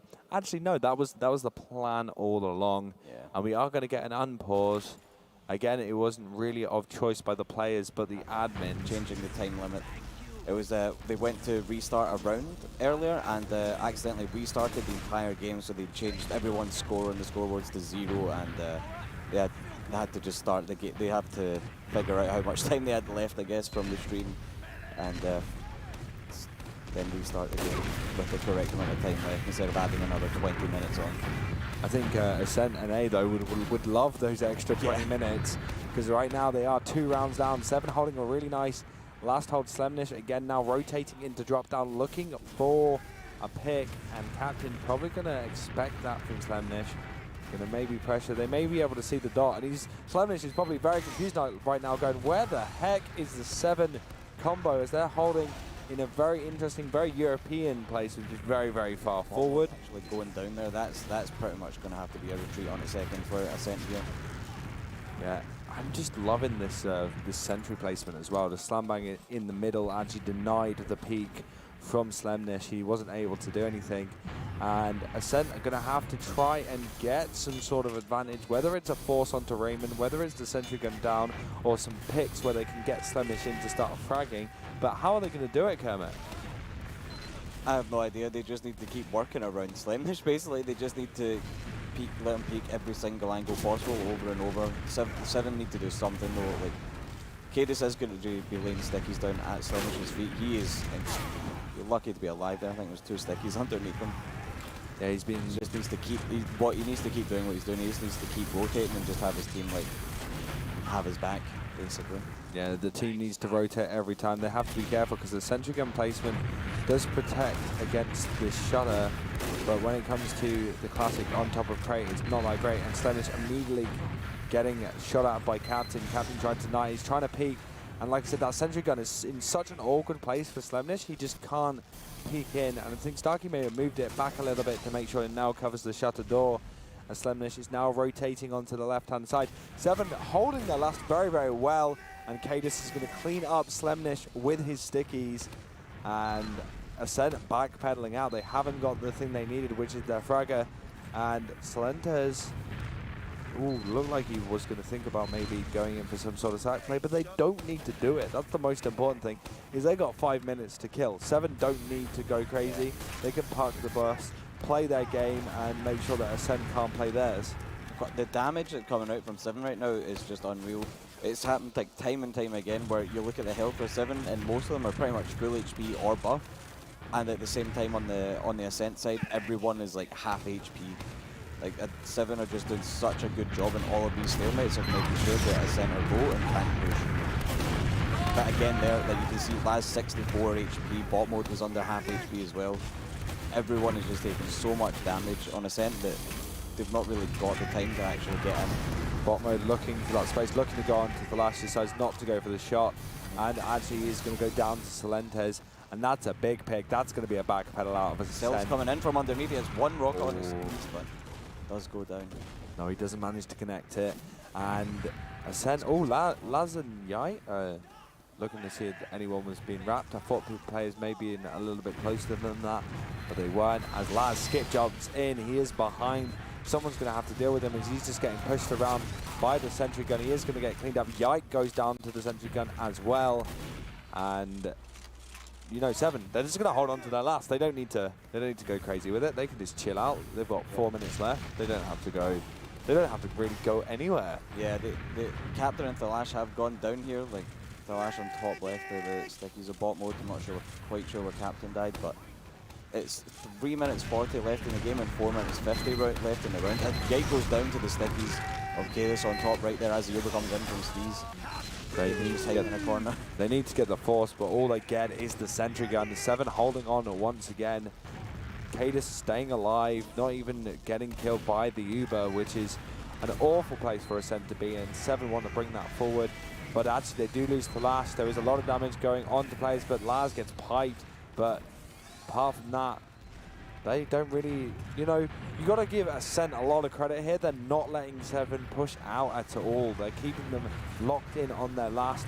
Jay has gone down though, so they've lost another player, and again, they have to be very careful. Bot mode taking a huge rocket from Salentes, and Ascent doing the right thing, backing out. Maybe thinking about the off-class again. It's not worked for them, so Spy, you know, heavy, like something. Turtle here from 7, where we've got the Lash building that sentry in the middle there, and he switched off now, but Stark was on heavy as well, just standing in the middle. I think that's the main thing and the main way that they're holding this is with that very, very far forward play.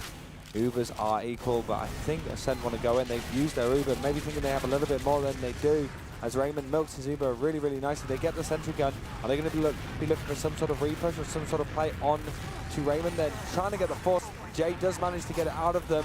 And are they hoping to win this post-Uber fight? Slemnish is having a 1v1 battle with the last, but he's been surrounded by the scouts trying to stay alive. Cadus is actually going to get killed by bot mode. And Ascent going to lose bot mode. Skis with the chase, I believe. Yite went down very, very earlier, so Skis is going to go down as his scouts try to save him.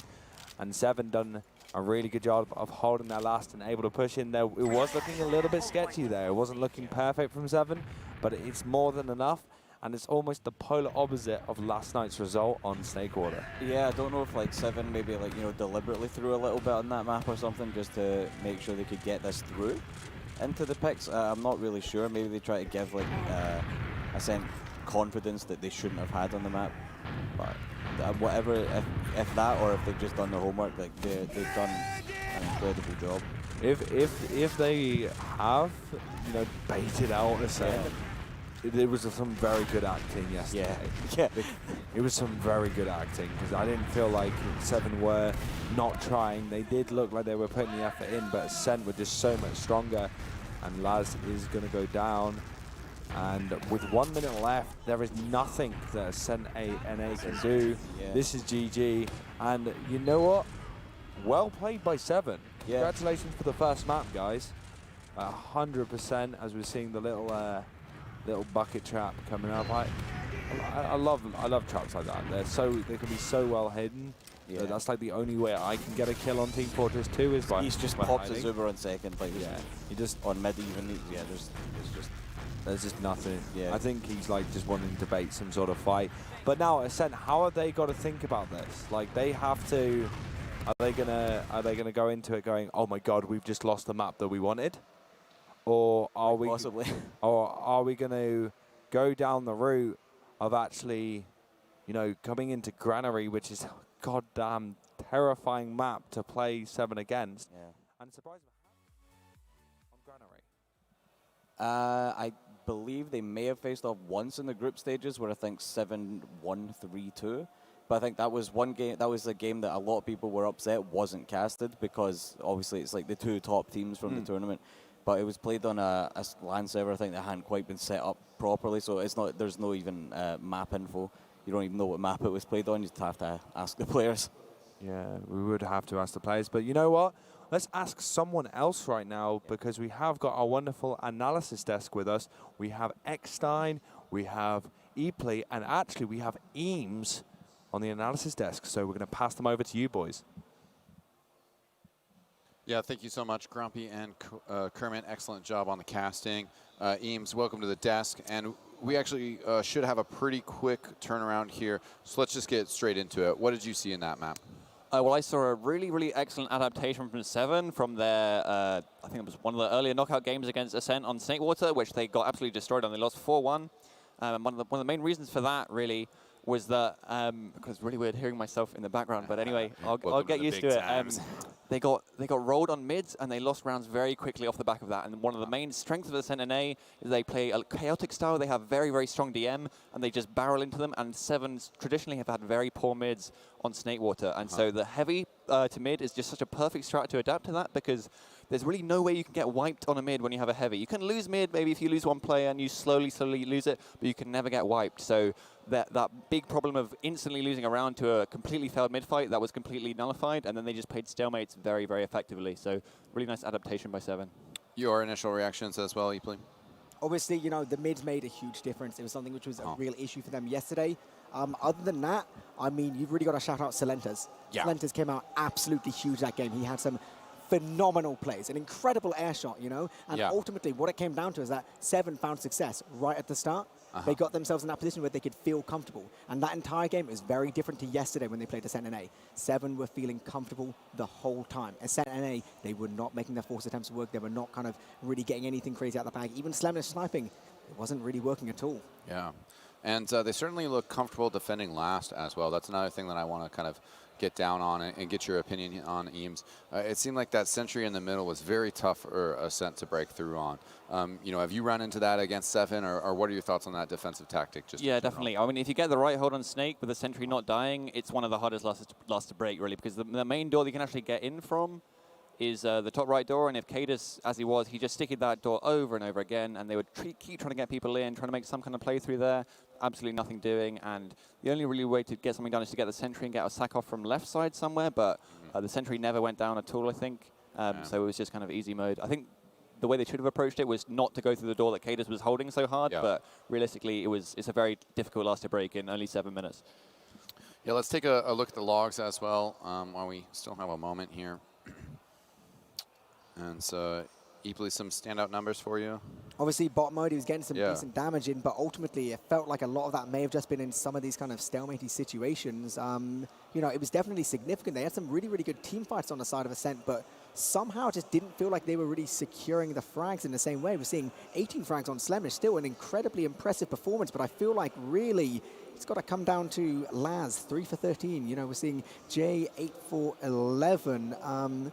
It's definitely feeling like the soldiers were not quite able to get the same kind of mileage, you know. The scouts on Seven, really, on the other hand, and Raymond in particular, just not really dying. I think it came down to Ascent. They couldn't manage to build themselves any kind of advantage, you know. Some thoughts from you, Eames, on these stats?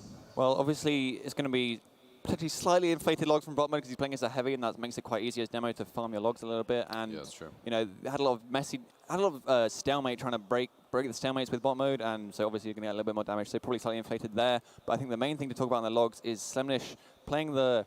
Well, he's not really a log player at all. He's got okay logs for Roma, but really what you want to talk about is the 2 crazy drops from him. First on his third sack, and then on Spy. But, you know, just really, really nice play from him that didn't really show in the logs at all. Yeah, let's take a look at our medic logs as well. Raymond, yeah, as you mentioned, those 2 deaths. Very strong stuff there. Eeply, what do you see here? I mean, other than that, really, it came down to the fact that, like, they had a couple more Ubers, but it's the same kind of situation where, like, you know, Raymond could have 4 more Ubers, or he could have 3 less Ubers than the enemy medic. Doesn't really matter once Seven get in their stride, you know. They will only use an Uber when they want to, when they're in that comfortable situation. Sometimes they're perfectly happy to tick down that clock, and that was more or less the situation. After they went a couple rounds up, they're like, okay, the ball is in your court. You know, obviously the important thing to mention, 2 drops on Skis as opposed to Raymond's 0. We saw some shaky things from Raymond, even just a little bit earlier on today, but this is absolute rock solid Raymond, clearly playing at his best. Does the amount of heals that bot mode got there, that percentage, does that worry you at all, Eames, or do you think that's just more reflective of the situation with the heavy and the circumstances? I would say it's not so much the high heals on the demo that worries me, it's that I feel like Laz, Yite, and Jay never really got into the game at all. You know, obviously playing as heavy as a soldier is really kind of the sad zone, and Slimish takes some nice trades and hits a lot of shots, but most of the time, the only thing we saw Yite doing was running his med out after his whole team had wiped. So it's, Ascent, most of the team having a rough time actually getting into the game and having any impact at all. Now, we are going to be heading to Granary once we get back into the action. Eames, what do you think about Granary? I think it's probably a pretty strong map for Seven. As we just saw in the previous best of 3, they absolutely destroyed Feint on it. You know, so it's definitely a strong one for them. They did draw to Ascent EU earlier in this series, in this tournament on it. So, you know, they can be potentially slightly shaky, but it will probably be a very slow map. But really, it's going to come down to the mids. Seven had some very strong mid fights in the previous best of 3 with basically both soldiers just going super aggressive and making so much space that Starkey, as we saw, had 1 death in that entire series because he just ran in for free and cleaned everybody up. So it's going to be really important for Ascent NA to try and match that aggression and get their solis actually having some impact this game, where it was last game they really kind of struggled. And surely I wouldn't think that Seven would run heavy to Granary mid, right? I would find that very unlikely because Granary is a slightly longer map than Snake, and it's going to take. He's going to arrive just slightly too late to actually have the impact, and it's also there are much easier ways to get in without being stared at from the hurry from across the map because it's a slightly more enclosed mid. So, going to say very unlikely for that, but you never know. All right, well, we appreciate all your insights. We got Henny cracking the whip on the stage, making sure these players are getting in the action, and we don't want to miss any of that. So we're going to throw it back to our casters, Grumpy, Koi, and Kermit. Over to you guys again. Welcome, guys. We're going to be going into the second map, which is going to be Granary, and I mentioned it earlier in the cast. What an absolutely terrifying thing to go up against. Like, when you've lost to 7 on Snake Quarter, and now you're going on the 7 map. Like Granary is the 7 You map. lose on your map pick, and then you're going on to 7's map pick. It's like probably, you know, terrifying. Yeah. Maybe a bit sweaty over on the side of Ascent right now. But just a bit unsure about how this is going to go. A bit worried. I feel like we're gonna. It's gonna be super close. I don't think it's gonna be. I don't think it's gonna be completely 7's game. Yeah. Because I made the prediction that it was gonna be, you know, probably we both made the prediction that it's probably gonna be Ascent's map for Snakewater, and we talk about Cadis's like ability to, you know, come up with these plays, come up with this ability to adapt. Yeah. But we don't know Ascent. We don't know Ascent like we know Cadis and 7. We don't know what's ticking in their brains. They could be looking at the maps, looking at Snakewater, going, "Oh, that was a definite win for us. Now let's focus on, you know, they're gonna probably get rid of the 2 maps that they know they're not that confident on." If you're not banning Granary in this situation, you know that you're somewhat confident. But from yourself, quick prediction before we go into Granary. Can you just tell me what you're thinking, Kevin? What's the score going to be? 4-2 to 7. Well, 4-2 to 7 on Granary. My name's Grumpy Koi. I'm joined by Kamet at the Grand Finals of I-65. And on the start of this mid, bot mode gets deleted by Cadis. Bombs come in by the 7 roster as they're just barreling in, going for frags, and they actually get killed as a result. Skis, though, the man they were after, he is down on the floor, bloodied, and Ascent backpedaling up. They're even going to just hold on to their last. And, you know, it's been mentioned before, NA's not really an off-classing sort of area, but I've seen some pretty good off-classes. Yike going on to Engineers straight away, looking to set these things up.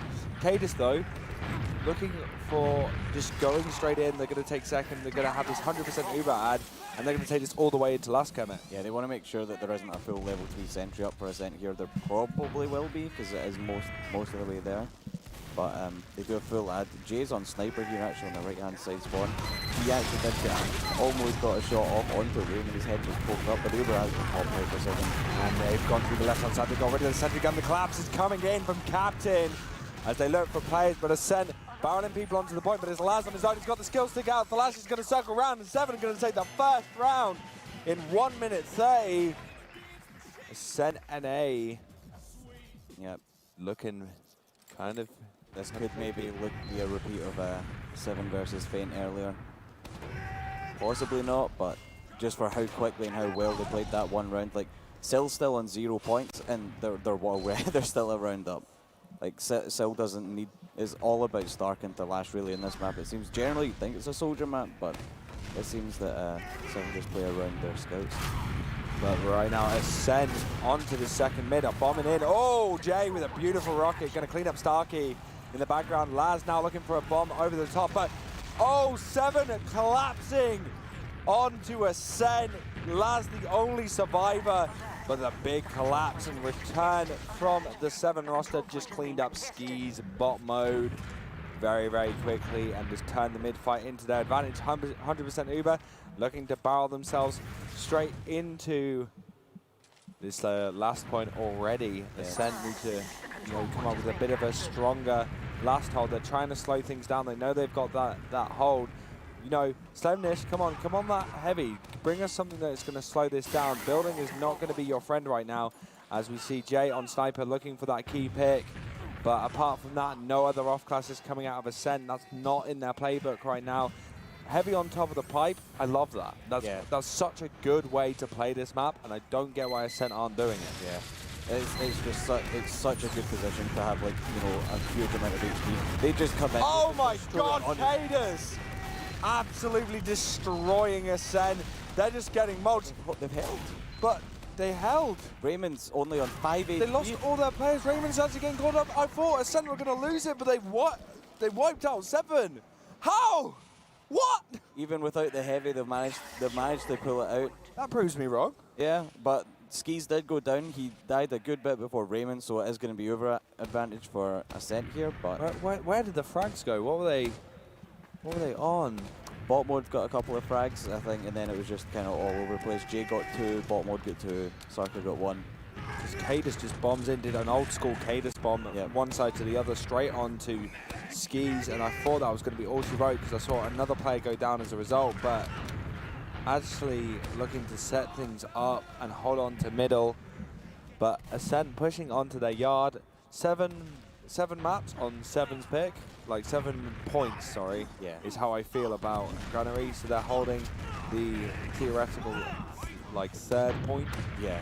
It is a very, very strange sort of setup here, but they are looking to maybe send a player in. Ubers are going to be equaled out. Cadus, though's got some other ideas as he's looking to set things up and choke.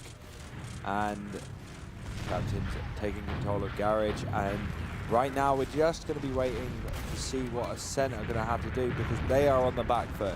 The first round was 1 minute 50. They don't want to be in the position they're in. Marquez on sniper here to try and break the stalemate. One thing that, like, I swear Pape is probably the only person I've seen do it. Just run a banner. Like, on this point right now, this is one of the best places really in TF2 to just run a banner on one of your soldiers. You're just going to sit here, stalemate and spam for a long time. You can get like a Conch, a Battalion, any of the banners, like you're just going to have like such a big advantage for your team just because even though all you've done is just sit and wait. Have we actually seen the Ascent roster pick up a banner this tournament? Honestly, like I'm not exaggerating, I think Pape is literally the only person that has run one in like the invite teams that I've seen. Like he's the only person that seems to do it and seems to realise just how strong they are. Yeah, because banners add a whole nother dynamic. That extra almost mini Uber charge, better to describe it. That mini vac Uber is the best way to describe how it kind of affects your team. Means that you do not take as much damage. Battalion's backup is such a strong ability. Yeah. You got Conch that you can organise incredibly fast bombs because you get movement speed and lifesteal. But the lifesteal's good on the Conch, but like the Battalion's backup is what is probably the strongest. So the banners just will start getting another body shot onto bot mode here. That's 2. He's just been getting spammed down in this corner. But the Battalions allows you to do basically 2 pushes you can do. And oops, God, another one. There we go. Finally, Captain gets a long range spam rock on the bot mode after he gets body shot by Stark. So we're going to have a man advantage for a 7 here. And that's one man that Ascent do not want to lose, and that is bot mode. And Kalash taking a huge amount of damage. They're trying to push him, but Ascent showing their teeth, showing they're not going to easily backpedal out, meeting them at the fight. And that's very atypical. A lot of teams would have just immediately backed out under the premise of losing their demo, and I think 7 kind of expected that, and they're getting pushed out. Bot mode's actually going to come back in. Starkey now looking just for another pick, trying to actually get back onto bot mode and try something else. But right now, all bot mode going for it again. And really, oh, Slamness going to get cleaned up by Starkey. Starkey going to look for another frag. But that's 1 entry pick. That's something that they can start working things off. And they're not getting another one though. But if he, 150 on bot mode, going to look for the other bit of damage. Not going to connect it. Oh, and he gets the gonna headshot get on bot mode. And with Slamnish coming back in 4 seconds. Oh no! Jay and Laz with some beautiful rockets clean up the soldiers and Cadus. Salentes, the only survivor on the 7 roster. And right now, Ascent looking to maybe go in. They've actually managed to convert a really bad situation still on their side. Again, meeting 7 when they're trying to push in. 7 don't actually have to, you know, they're not on the back foot, Ascent are. And Ascent are showing their teeth every single time. They're not letting 7 take full control of this map right now, Kermit. Yeah, this is generally a map that not a lot of people actually like to play Sniper on, but like, I can't remember which team it was against. Stark ended, I think it was against Ascent EU actually. Stark just playing Sniper on this map. Like the Ascent seemed, Seven seemed really happy just playing around Stark and Sniper. Like he was up to like a 10 kill streak or something just in one round against Ascent EU. Slemnish is on the Sniper as well though, so we may see yet another Sniper battle. Slemnish has been winning, like whenever it's been a Sniper 1v1 between Slemnish and Stark, I don't think I've seen Stark actually win one yet. Slemnish seems to be getting the better of them in all of them. And right now, both of them are looking in very different angles. We've got one on Choke, one looking through window through Gerard on the ramps. And now the rotation out of Slemnish. He's going to try and win that 1v1 against Starkey, and they almost see each other, but I think Slemnish may be looking for another rotation. No, he's coming back, going away. Just needs to go overhealed this. He's just playing. He's just. Oh, he goes for the jump shot. Oh, Starkey goes down to 6 HP on that body shot. Yeah, that. Oh, Captain goes down to Slemnish though. This is a great part of the map to have a sniper though. There are so many cool little angles. Yeah. It's not perfect because you can be spammed out, but if Slemnish goes down, that's so big. Starkey trying to look for another headshot, but Slemnish trying to clean it up on him. As is behind on Stark. I know. Beefing his rockets. He's not. Oh, he's going to get it. And that's going to cause a huge backpedal out of... Actually, no, they're going to go for the Uber exchange. Slemnish staying alive. He's actually stayed alive really well. He is going to go down in the end. Slent is getting cleaned up by bot mode, and the Uber has not been used by Skis. And Ascent actually now in a really weird spot. They are going to get forced out. Yeah, Lash is on a back cap as well. He's good. They have to come back. Jay's here on second, and Laz is a spawner, so the Lash is... Oh, no, they actually brought everyone back the second tier. They didn't have the, I guess because they didn't have the spawners, but yeah, Thalash actually might get out here from drop. No, he's dead. No, he's out. He's out. Oh, long range pipe. No, it looked like he was going to get out because the rocket missed, but yeah, I didn't see. That was really nice from Thalash. Like it was most likely going to be a mid cap % there, but just pressure on the back cap dragged everyone back. I think one of the reasons as well that Ascent are probably so confident at picking this map was because they beat out Froyotech in the main ESCA season. It was like one of the maps that actually Froyotech lost was against Ascent.NA on Granary. So it's something that they know their way of playing it. But Seven play in such a peculiar way, and they force players back. They get so many good plays through Lunchbox and make it just an awful time for the Ascent roster. But the bomb goes in onto Starkey, but he's going to clean up Laz. Laz tries to meet him there. But Starkey now in the stop room. Maybe he can go in. He takes the arrow. Sill's actually into Oh my god, Sill. It's one rocket, but it's not enough. Nowhere near enough. For a second either. Do have Slemnish back on Sniper, so I think they might be here for the long haul. But I think that's how Ascent are going to really win this out, because Slemnish has really proved himself this event so far as a sniper. Yeah. He's just as everything, just as a player, he's proven himself really. He got top frags in the last game, even though it was a lose for his team. Like he has this amazing way to generate frags. Yeah. And Seven needs to be very, very careful and needs to be denying that as much as possible. Cadus is doing that right now, pushing Slemnish back out, but he wants to come back in, look for that angle, look for a player to maybe catch. As Cadus is going to be rotating his team around to choke. And Slemnish probably should notice that he's not getting pressured a huge amount. Players are rotating, so he should look for that rotation himself. And they are going to be looking to get a little bit of space. They're actually going to go for an Uber exchange. And yeah, Cadus is in the background. The Uber exchange is looking a little bit better for Ascent as Cadus gets popped up into the air. He's not actually going to be dealt with too much, and Slemnish actually cleans him up.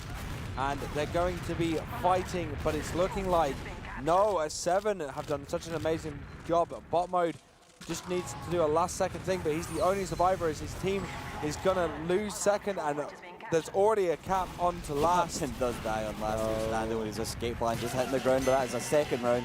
2-7 in here in the second map in the I-65 Grand Finals. But I have to say, Ascent are starting to find a bit of a rhythm on this map. It doesn't feel as strong as it was, you know, the first round went so quick, and then Ascent started to find their way. They did a really good clutch hold that I thought they were going to lose, and they were holding on to their second for the longest time, and they managed to go on to mid. They got control of that. They were pressuring Cadis' second, and right now Cadis causing a lot of damage on the bottom. My bottom might go down to 1 HP. He's staying alive somehow, some way. Makes no sense as he does go down as frags are being exchanged by both teams. But Ascent looking like they're winning it out right now as Yite and Slemnish are trying to clear house. Captain backing up with Raymond. And actually the chase is going to be on Slemnish, taking a rocket from Captain as they're trying to go in. Jay bombing across. They're looking for it. Oh, Captain.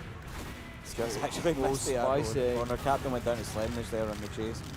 Captain did a good job though, just like with hitting those few rockets, it just kind of slowed the Ascent down just a little bit, making sure that Raymond could actually get out. I'm not sure how, but Raymond actually was like 10-15% Uber behind Skis there. Yeah, I think it was just down. I think it's just due to the fact that Raymond was backing out whilst Skis was sticking with his team, healing multiple people. Yeah. So he had people that weren't fully charged up, but Cadis holding him.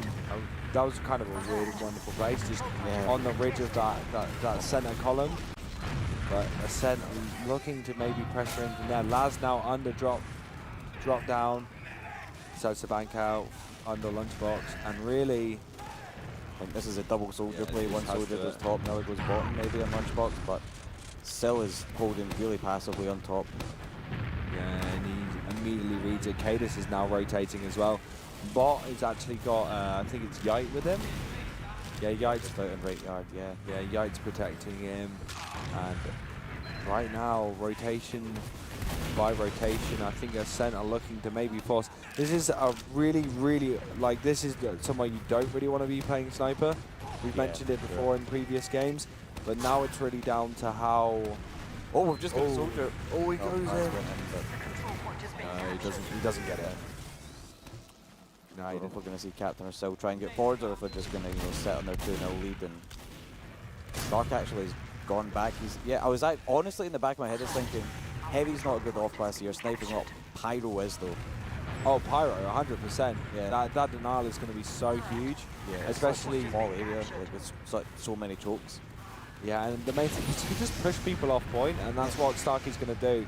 Is he's just going to kind of stand there, wait a second, pop his head round, deal some fire, right click, and there's nothing that Ascent can do about this without rethinking their strategy. Maybe going for a heavy push or something like that they can pump a lot of heals in to kind of just deal with this Pyro, because right now they can't spam as hard as they'd like to.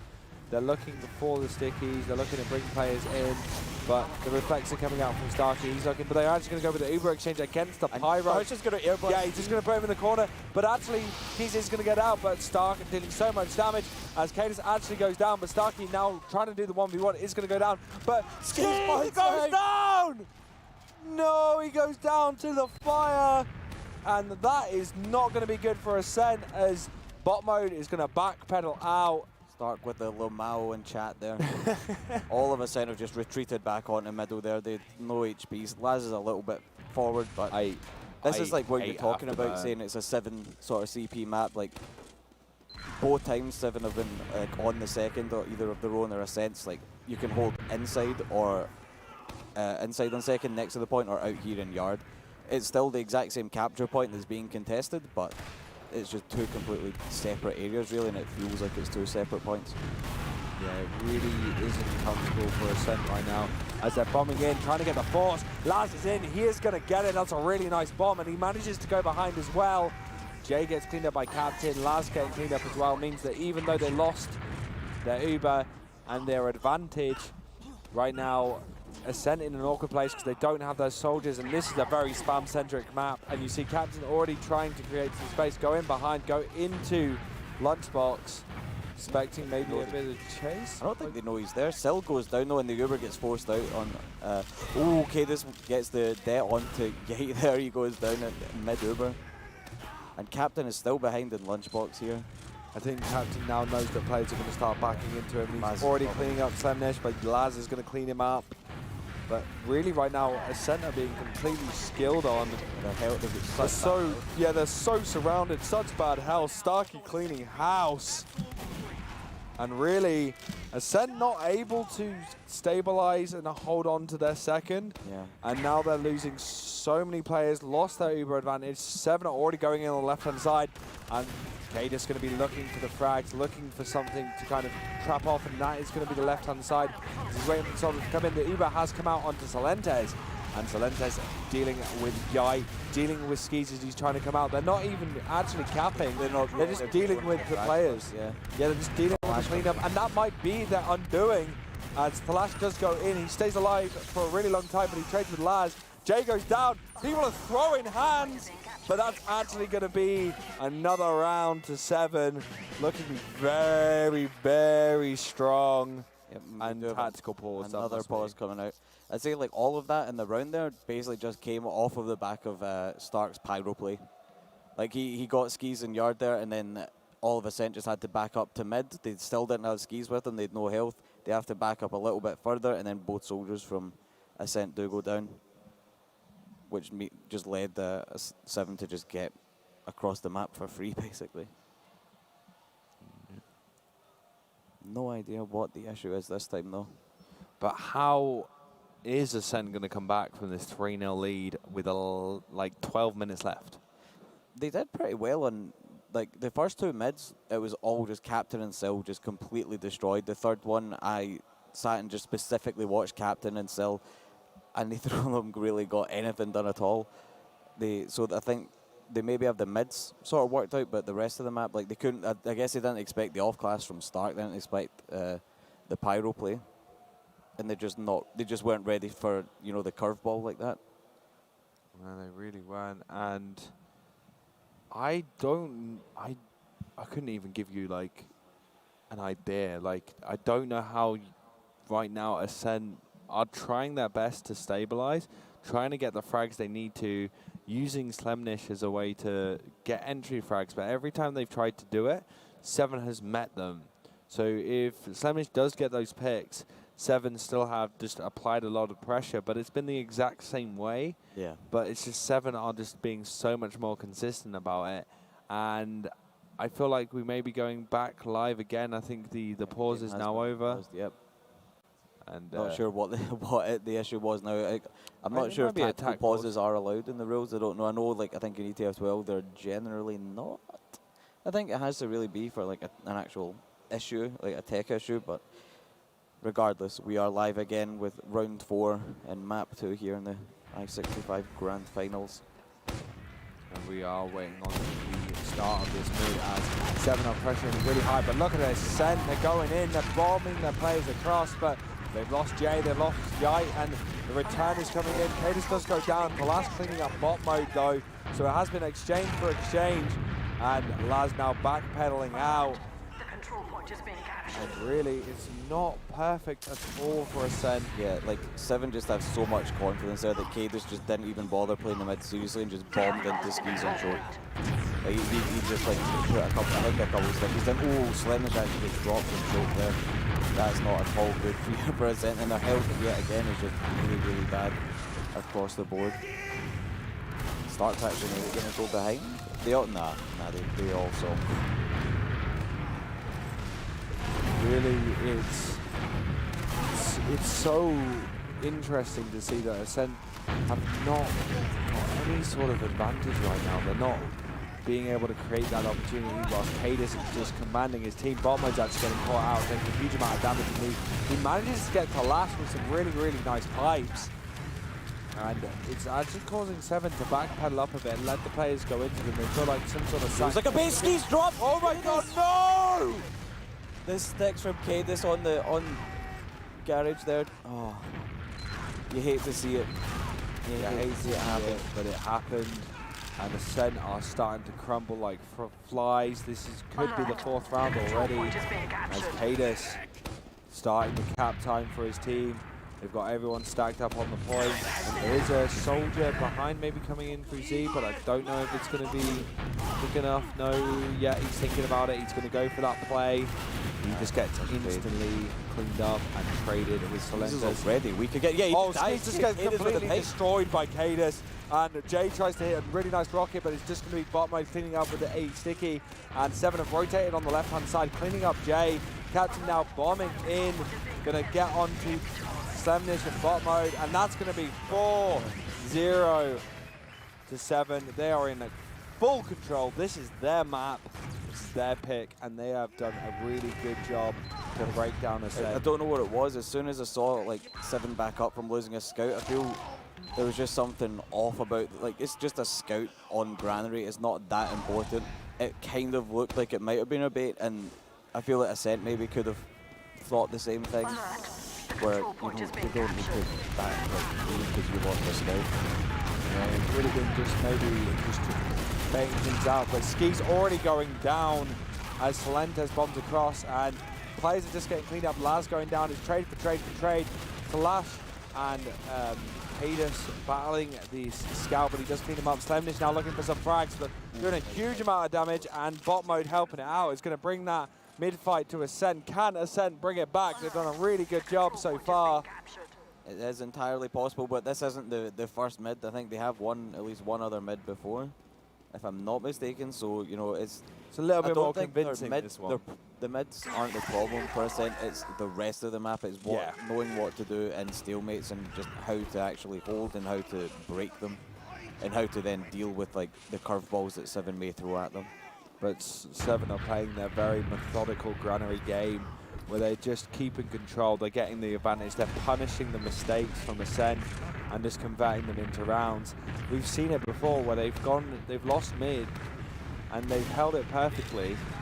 They held second perfectly onto Yard and then just dealt with the Ascent push, dropped Skis and brought it all the way to the enemy line. All of Ascent just going on the left Yard here. Leaving Yate a little bit further behind, but still following. All 6 players here are on the left-hand side of Lunchbox. Yeah, they have managed to do that, and Ascent looking to go in through Lunchbox. I feel like Cadis is spamming quite hard, and maybe a rotation as they are spamming. They're looking for maybe, you know, you mentioned it before, the go low and high, but Ubers have equaled out now, and yeah, they're just going to back up into Yard. They've at least managed to force 7 back inside here where it could be maybe a little easier to force, but Stark might just run back and play Pyro again if they end up sitting here for like, you know, a minute or 2. He is getting buffed instead though, maybe looking to try and take a fight on the flank. 100%. Actually no, they're just going to go for They're going to go for the Uber exchange, and it's not looking good for Ascent once again, as 7 are just looking to clean up players. Jay does go down. Captain cleaning up with some damage, and Laz getting cleaned up as well. So both soldiers for Ascent are down, and 7 moving in. And we are waiting again to see how Ascent are going to try and deal with this as Cadus brings his boys through Garage, and they're looking for, again, someone to kill, but they're not going to get it. They're going to backpedal out onto their Yard. They don't need to rush. That's the main thing. Like, yeah, the Uber exchange felt like it was just an almost last-ditch sort of just attempt by Ascent there. They needed to do something to try and break the stalemate, and they ended up actually just losing ground off of the play that they made. At this point, it's pretty much even Ubers, and we're just probably going to settle into a stalemate. Might see a sack. Well, we should see a sack for either the Force on Raven or just a sack and then an off-back. Yeah, they're looking to create the space. Actually, Skeet wants to use it in. I don't know if they knew that it was equal and they thought they may have advantage, because Skis is just getting completely trapped in. He's going to get piped by Cadus. Cadus popping out all the pipes right now. He is going to get cleaned up though, bot mode, with the rest of his team pushing forward. They're looking to get some frags, but they are losing players very quickly as the 7 roster cleans house post Uber fight. And that's going to be all the way even into second, maybe onto last for 7, as they've got a good 40% Uber ad. This could be the end of this map, Kermit. Definitely could be. Again, like I say, it just feels that all these exchanges are just the only thing that Ascent can think of. Is just they want to get something going, and the exchange seems like the only thing that they can think of to try. I guess we've got 4 minutes left in the map. I think it's technically possible to get 4 rounds in like 4.5 minutes, but at this point, hope is dwindling for Ascent NA on Granary here. They have. I think Circus and Ford on sniping. Yeah, he is, but he's just standing there. There we go. He's scoped in now. Yeah, they are. He was trying to do something, but back on he was immediately like pushed out. And 50% Uber ad currently with 7. Looking to go Lunchbox. Maybe send their players in there as Starkey and Slender's looking for that space, and Kalash is going to lead the charge. Yai is nowhere to be seen for his teammates as Laz backs out. No support from anyone there. They just managed to get out and no one goes down. So that was actually really good. Like, Yai just jumped out the window. Yeah. Everyone was just running away. Laz jumped out as well. Jay was like, I ain't being a part of this. And they've rotated, got Uber in an advantage to themselves. So this is a really good play out of Ascent. And now they're looking to see if they can maybe get this second. Yeah, they need to. Oh, they're gone. Yeah, I think they went a moment after you said that. Yeah. And they're going in bot mode, actually leading the charge with a big bomb, trying to get onto Raymond. Slendish with the chase. Raymond's going to be caught in. He is going to go down. And Ascent got some good momentum behind them now with 3 minutes left. I don't think they can bring it back, but they can certainly bring that home. Oh no, the entirety of 7 seems like who's left is behind, and they're getting players come into them. They're dealing so much damage. Slendish is going to go in. They're on last, and that's going to be it. That's going to be Granary going to 7. And that's 2-0 to 7 right now. And Ascent need to bring it into the second map and really bring something. The second map being Process, something that 7 are notoriously good at. And it's Process, then Product. Okay. Process, then Product. So yeah, I'm getting my pros mixed up here. So it feels like Process. If Ascent can bring Process back. Yeah. And bring it to them. Product and Sunshine are definitely curveballs, something we don't expect to see them be that confident with, as we do see the 7 boys leaving the stage. As long as they don't get tilted. How happy Sil looks. As long as they don't get tilted by being like just straight up 5-0'd. It wasn't like a quick one like it was like in 7 and Feint earlier, but losing by win difference can never feel good, especially in a grand finals of like the biggest LAN of the year, really. Yeah, it's going to be very difficult. Yeah. It's going to be very difficult to come back. And I feel like it was a very, very one-sided game. It felt like Ascent won. There were some moments, but Ascent just never got control of Granary. It was 110%, 7's game. But I am going to be passing it over to our analysis desk. We do have Eckstein, we do have Epley, and we actually have Warhoyer joining the analysis desk. Take it away, boys. And Kermit, fantastic job with the casting again. And War, welcome to the panel. Hey. And Insomnia Land veteran. Yeah. And what are your thoughts on this match so far? The playoffs leading up to this, and now, 2-0 for 7 so far. It's pretty bizarre because we normally get rectally pounded by the Americans historically, and it's always we're on the back foot. But now it's like 7 are prepared, and it's like Ascent NA they're just shook. It's really, really hard, and it's a bit. I mean, this LAN's been absolutely crazy in terms of like how close the top 4 is, and it just seems like whoever comes and arrives like on point on the day seems like they're just going to win it, and it's going to be. I mean, they get 30 minutes to go over stuff, so. Yeah, a little bit of extended break here between the second map and our third map. Epley, your initial reactions to this second map we saw here? It seemed like a similar story to last game. Obviously, it was dominant. I think really the first round kind of was exactly everything 7 could possibly ask for. It was, I believe, about a 90-second round. And, then we got into that same 7 that, people know and love or hate. They were in a commanding position, and ultimately I thought one of the biggest things was that same as on the first map on Snakewater, when it came to trying to make things happen, when it came to trying to find advantages or get force or whatever, we saw some success from Ascent, but usually it was 7 with at least more proactive efforts, more successful proactive efforts. It just kind of, it was just them in control, just kind of walking away with it, really. And it's almost a little bit surprising from Ascent NA. I feel like War's exactly right. I feel like they are shook at this point. Yeah. And we got a chance to talk with Mela, on camera. I got a chance to talk to him a little bit off camera. And he was just saying, that he is very proud of his team and the preparation that they're putting into this, as well as just their general focus. But, it does seem like they've been kind of taken by surprise by some things, we were sitting next to Lucky as well watching this match, and he was just like calling out the pushes of 7. You know, here's how they're going to go into last. We also saw the heavy weapons guy on the first map. The pyro, maybe that didn't catch him off guard, but at the same time, they didn't necessarily have an answer for it on that second point. War, you've had a bit more time here in the European scene, gotten to see 7 play quite a bit. Were you surprised by some of these tactics, or not so much? I think 7 normally play this way, where they get the first lead and then they just. I kind of think of it as like on a school playground, a bully puts you in a headlock and just slams your face into the sandpit, and it's like it feels like they've always put you in this situation where you have to take like the worst trades ever. Like you always have to bust through a choke, you always have to pop early, and you always have to do something. And this is, I think, maybe one of the only things that Ascent aren't ready for.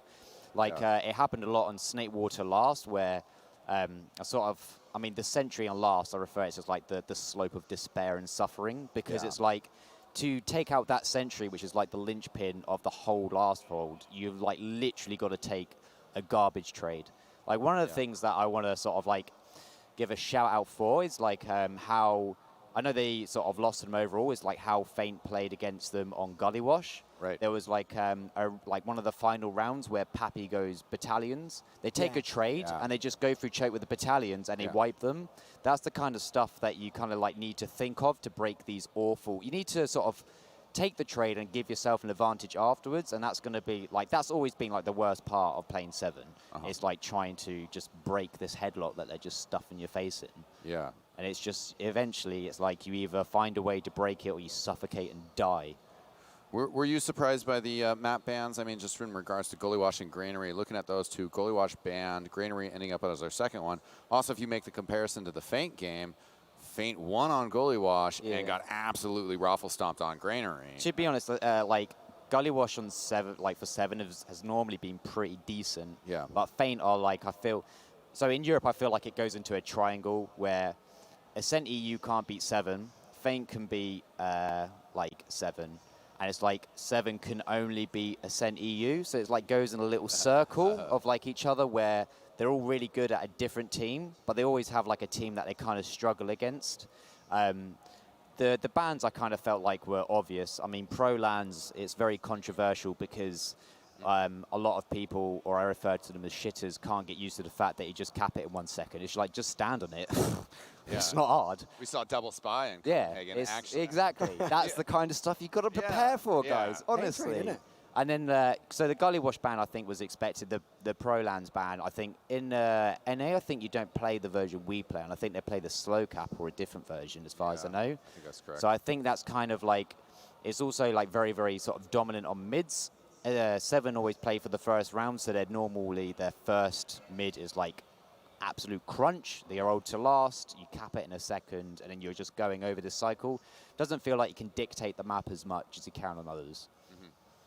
We do have some logs prepared for you guys. Let's take a jump into those right now and see what sort of insights we can glean from them. Eeply, why don't you shout out some numbers here real quick?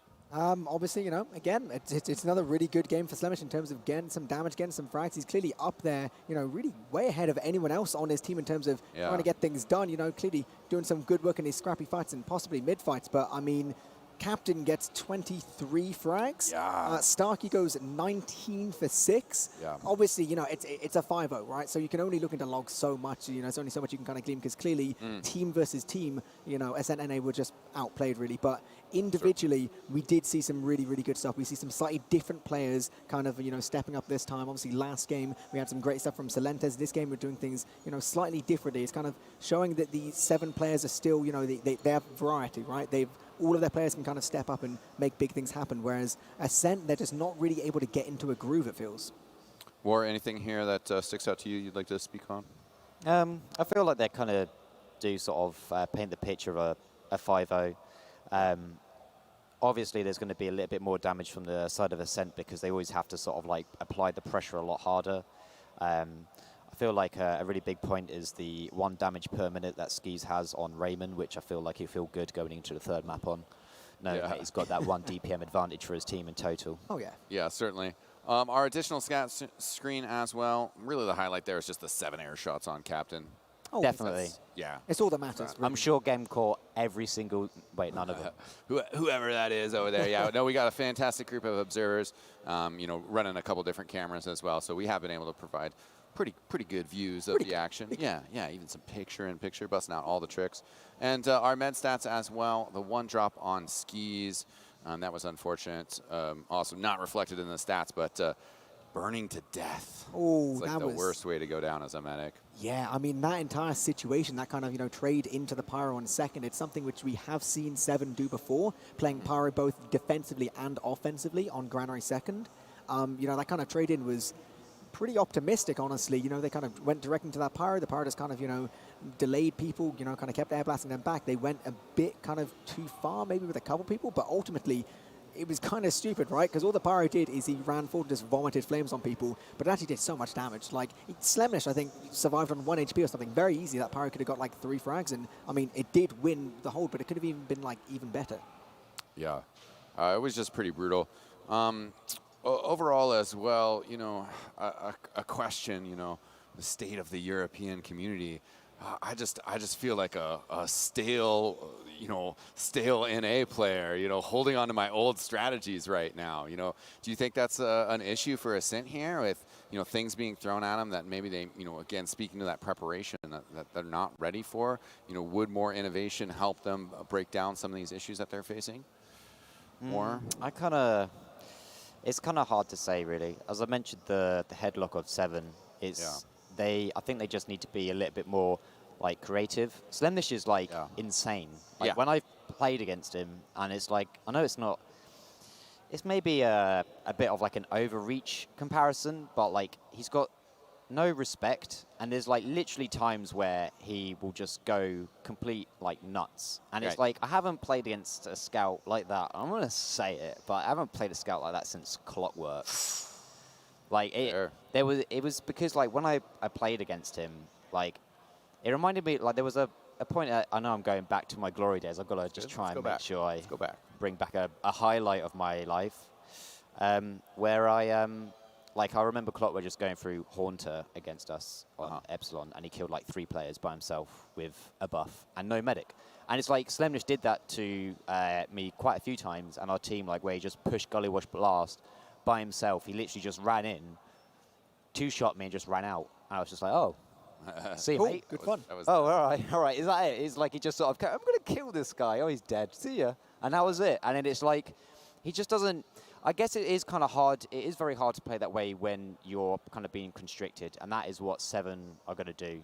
But I feel like they can sort of mount a comeback, but they have to get an early lead. And that's going to be the part where I'm sure they're going to discuss in the break, where they sort of decide what are we going to do when we are on the back, well, when we're going to have to push against this brick wall, like how are we going to bust it? It's all very well and good going for just a trade or running sniper. I feel like the only problem that is that you're then still putting too much weight on a sniper to sort of go, hey, look, for the next 10 minutes, you are the only thing that is going to get us onto this last point. And it's like, they slightly push Slemish forward, like, go on, do your thing. And then it's like, he's sort of, it's very, very hard for one person to come up with the goods. So they've got to sort of do something more team-orientated, I feel. Well, thanks for that excellent rundown. Definitely some good advice to Ascent if they're listening. And we're going to be cheering for them on process, at least so that we can see more TF2 action. And to lead us through that action, we're going to go to our casters once again, Grumpy Koi and Kermit.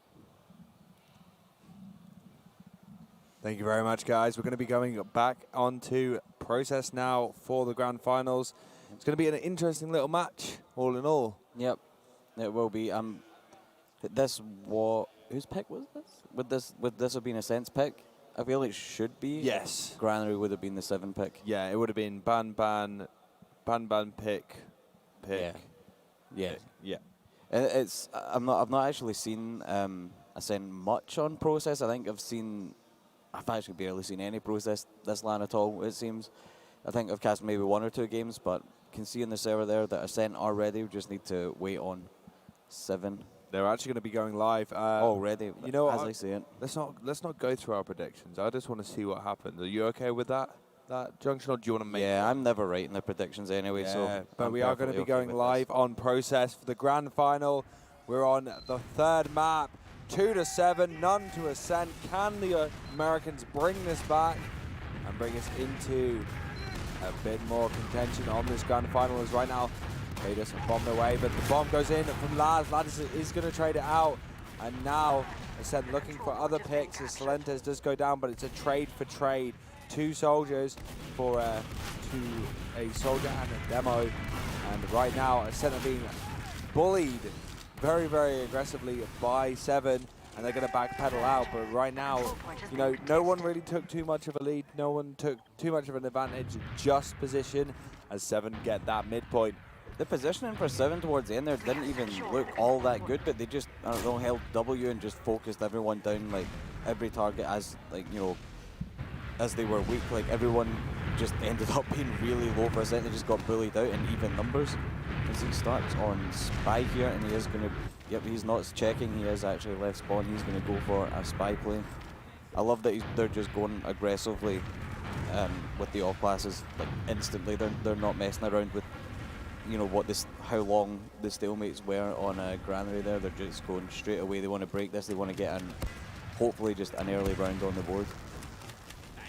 Yeah, they are hoping for it, and really this is down to now how Ascent want to play this, because 7 are going to feel very, very confident. They're going to be, knowing what to expect. Now Ascent are the ones that going to bring some sort of surprise, while Starkey on the Spy is going to bring a surprise to Ascent if they're not careful. They need to be checking.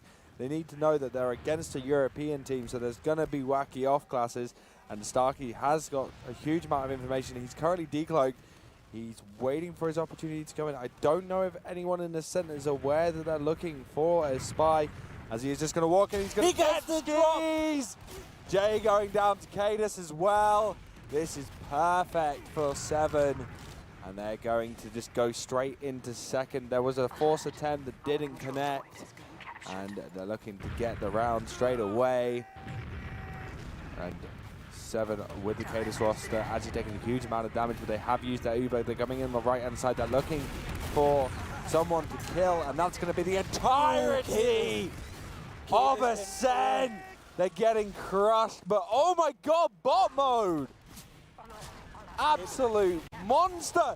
Does it all on his own! He does not need anyone else! Bot mode gets 5, I'm pretty sure that was there, or 4 kills. Bot mode absolutely goes. Bot mode just huge for won there. An entire last hold on his own. He was literally 6v1, it felt like, with an Uber charge, and he just demolished. Yep, did such an amazing job. And bot mode now bombing across, probably got a lot of confidence. Nice headshot. And yeah, Starkey's actually on the sniper, so it's going to be terrifying as the bomb comes in. Laz is going to get cleaned up, but 7 are being shunted back. They've taken a lot of damage in a lot of different places. But Starkey looking for that angle. Process lends itself to snipers so well. Yeah, especially like this, the mid to second, just looking through choke is so strong. But Stark's actually sitting all the way back at Wallet here. Yeah, I don't think he's going to... I think what his mentality is right now is he's going to wait for the bomb, that things are going to equal out very, very soon, or maybe Ascent are going to want to take this forward. But that was such an impressive play from bot mode to keep his team alive. I think Stark has actually decided to change out, and we're going to see how Ascent are going to try and get some sort of force. Is he checking for off classes, or is he going to be coming out? He's checking for off classes right now. Going to come back on the scout, and whilst this is happening, we see a soldier go up into the air, look for some sort of damage onto Suicide, but no one was there at the time. 7 playing their classic methodical game where they don't really want to push anywhere and just kind of stay on second. Yeah, 7 are like completely content with any stalemate. Like they seem. Oh, actually, as I just about to talk about stalemates, Jay comes in. He does get a lot of damage onto Cadus, but does go down, and Blaz gets caught out by Captain on Sewer there, and has both soldiers down. Still went in for a force and did not get it, but he's still 2 down for Ascent. No, 7 are just going to back up. They're going to play it as safe as they can. Yeah, 7 don't want to. They don't want to give up. That, like, if they give up another frag, if they give the opportunity for Ascent to collapse on them, bring a bit of chaos, it could be something, but you just mentioned it. You mentioned it many a times, and I think this is the first time we're going to see Jay not holding on a last to playing sniper, and he's going to be looking for some sort of play as he's looking to come in through sewer. They maybe going to open the door in a second for him. They're going to be looking for that pick right now. That's going to be so important as he tries to hit something. Doesn't manage to connect it. Going to be looking for Cadus, but not going to connect that either. Ascent just waiting on this sniper play, not like trying to generate anything else. So it is going to be a very, very slow and methodical play coming out of them. But Seven doing an amazing job at bullying them out. Starkey is all alone. Oh, he nearly had an opportunity to, slink in, but the timing from Laz just means that, you know, he cannot in any way, shape or form go in. Raymond walking in front of the sight line there for Jay, just at top PC. That could have gone horrendously for Seven. And right now, Seven just very much comfortable just holding this. They don't need to go forward. They can, you know, not go out on the shot, but Captain goes down. We're going to see another frag. He's looking. Raymond takes 50. That nearly was a connection, but Laz does go down. So maybe a backpedal or at least a rotation out of Ascent, as I think Jay is now going to be taking the high ground, looking for another angle. Slemnish spamming away. They have got 2 scouts still of Yite and Slemnish. So it's quite an interesting thing. They've got the ability to push once they've got the picks. They're not going to be, once they've got a decent pick like a Cadus or even a Raymond, they have got the 2 scouts for this, you know, the speed of the push. Yeah. Whilst that's one thing that's very, very lackluster about the sniper play, is if you do it with your scout off class and you don't have 2 scouts to go in, and now Jay going to be hopefully looking to get some sort of decent pick. He deals 150 to the lash. He's looking for Cadus now, as actually Slemnish is going to go down to spam from Cadus, and Ascent, that play not working out for them, so really they're going to have to kind of equalize a bit. Yeah, this is all just on Jay here really to get something done for Ascent. Like you saw, as soon as like they lost Laz on the last, well, about 2 minutes ago, they just Ascent just ran away as soon as they lost one player, because they know they can't do much with. Ooh, we've actually got Slemnish on spy here. Is he just checking, or is he, are they going double off class? I think he's checking. Checking for now, but if he goes double off class, that would be something that I don't think Seven would be predicting. No, he is going to come out on the scout. He's playing it safe, and that's exactly what Seven are doing as well. Just every time an Ascent player shows their head, they spam them out, and that's about it. They're not over-committing.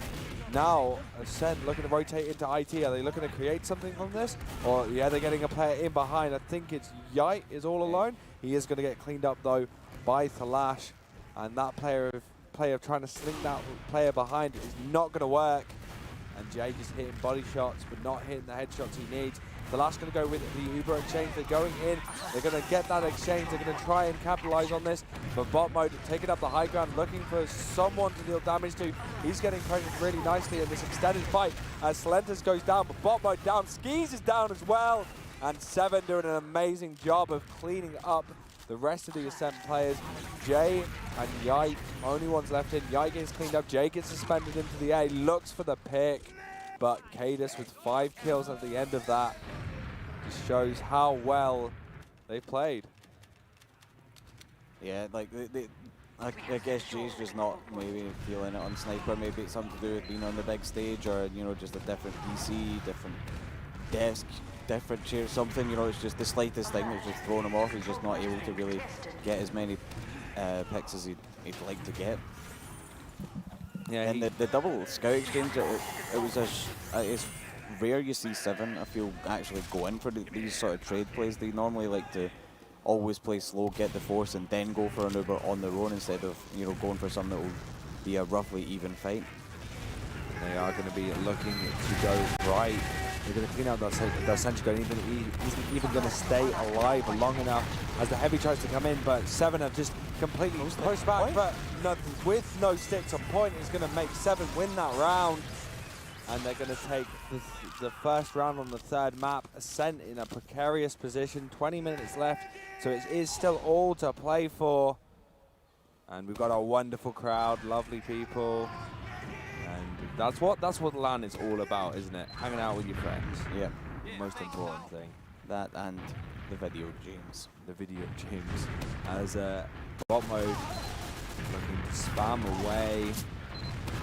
And Seven waiting for the opportunity to start off their play. We don't see Captain or Slenders really starting their bombs. They can be very, very strong on this. As Slenders takes the control of the right-hand side, Captain is going to get cleaned up, but there's just going to be a trade of players.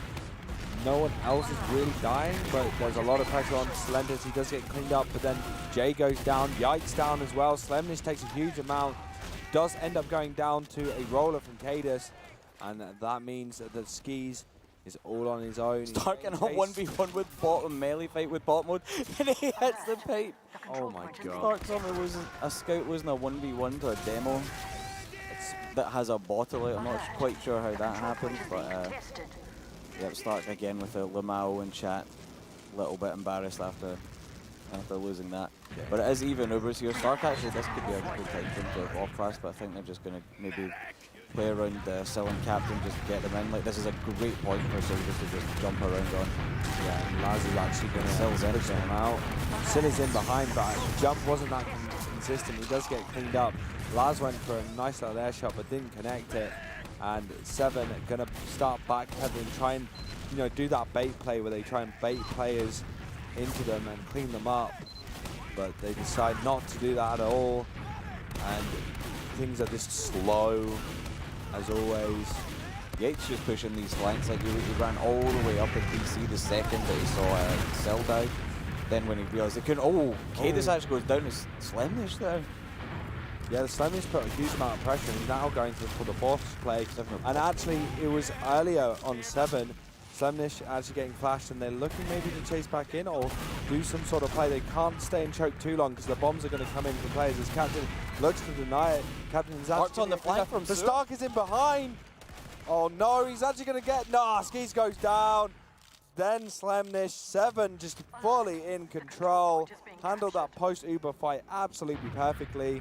And Ascent not able to handle anything the 7 are throwing at them right now. Stark was just the perfect distraction for Talash there and end up cleaning up Skis and Slemnish. I think Stark actually got bot mode as well just before it happened. Like, it was just such a nice play. He got in completely unnoticed into Sewer and it was just absolutely free for them.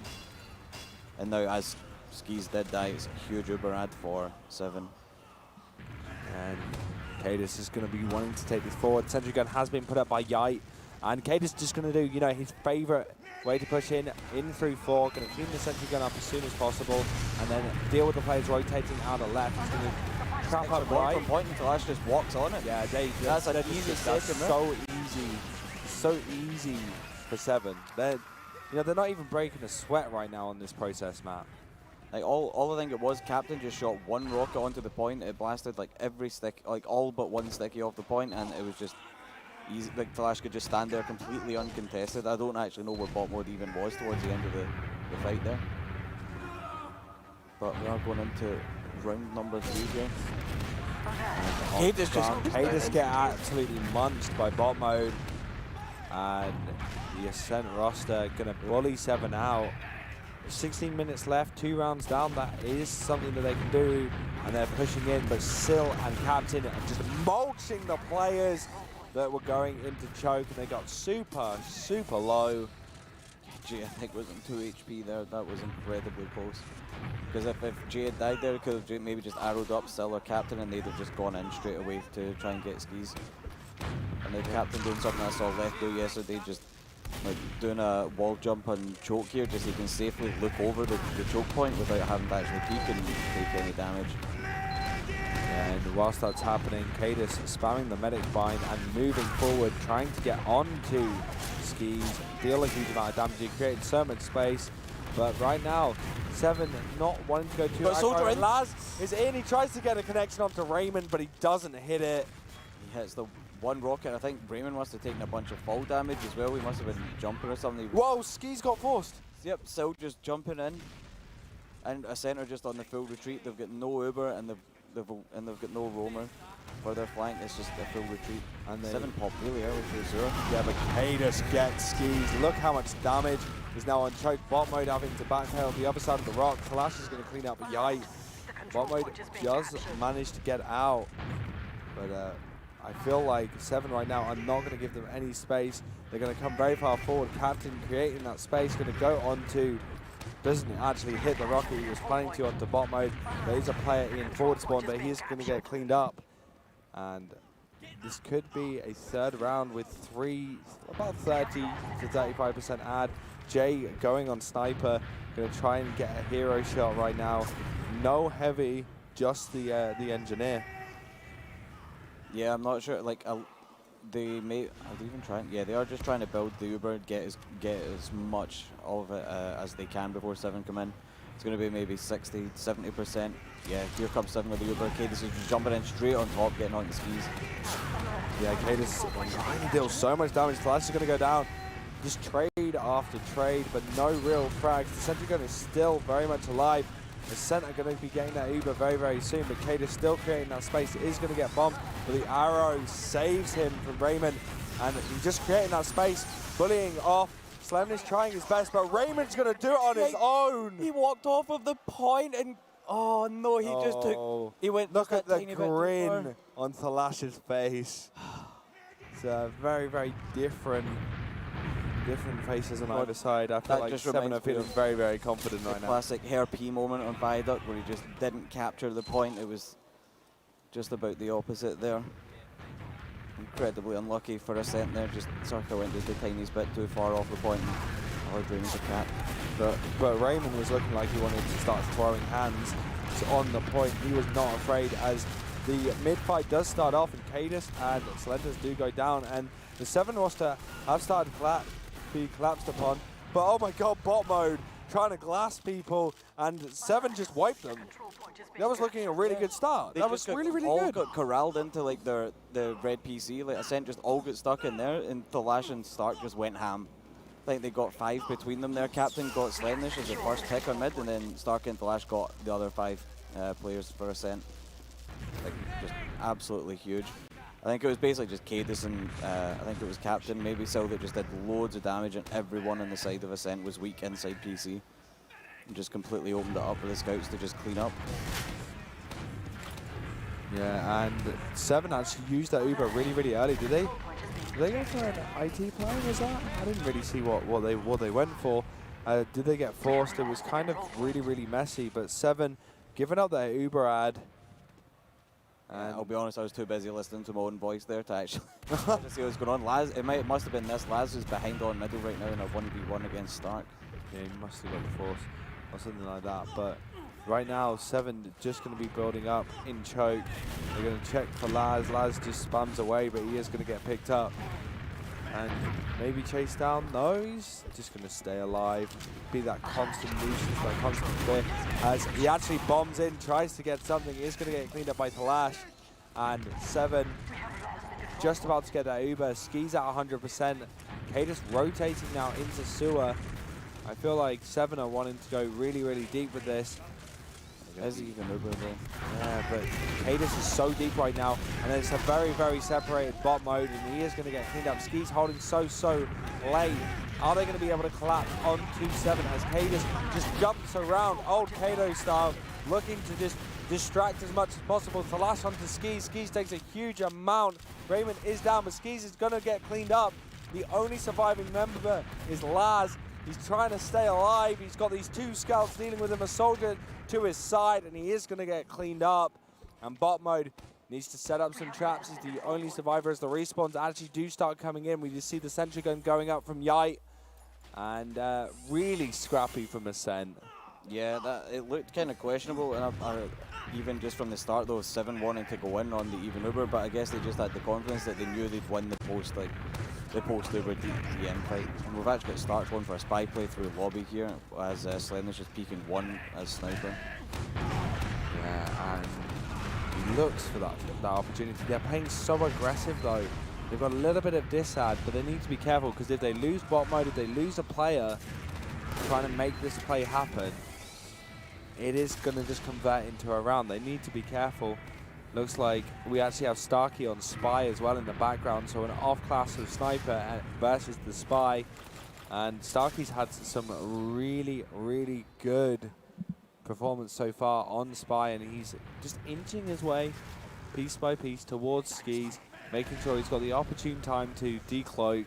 And 7 are going to start making some space, making some spans. They're going to try and get the sentry gun down or create something as Starkey has decloaked. He's going for the walk.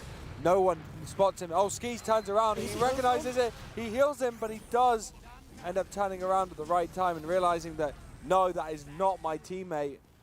And he does get rid of Starkey. And yeah, everything's fiddled out once again. Really, like, Ascent need to start breaking apart and adding the chaos into the situation for 7 as they do bomb in with a bit of a chaotic bomb. Go really, really high onto Jay, but he is going to go down. And Skis is backpedaling out. This is the worst place. Another round for 7. Yeah, this is the worst place to push out. If you're not going to get Raymond, then you've just traded the round. You need to make sure that you've got the man you're aiming for.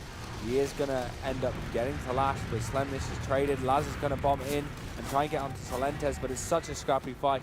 It looks like 7 are fully in control right now. Laz on 8 HP. Cadus taking a bit of damage here and there. He is going to backpedal out, but no. They've held again. Raymond's just going in.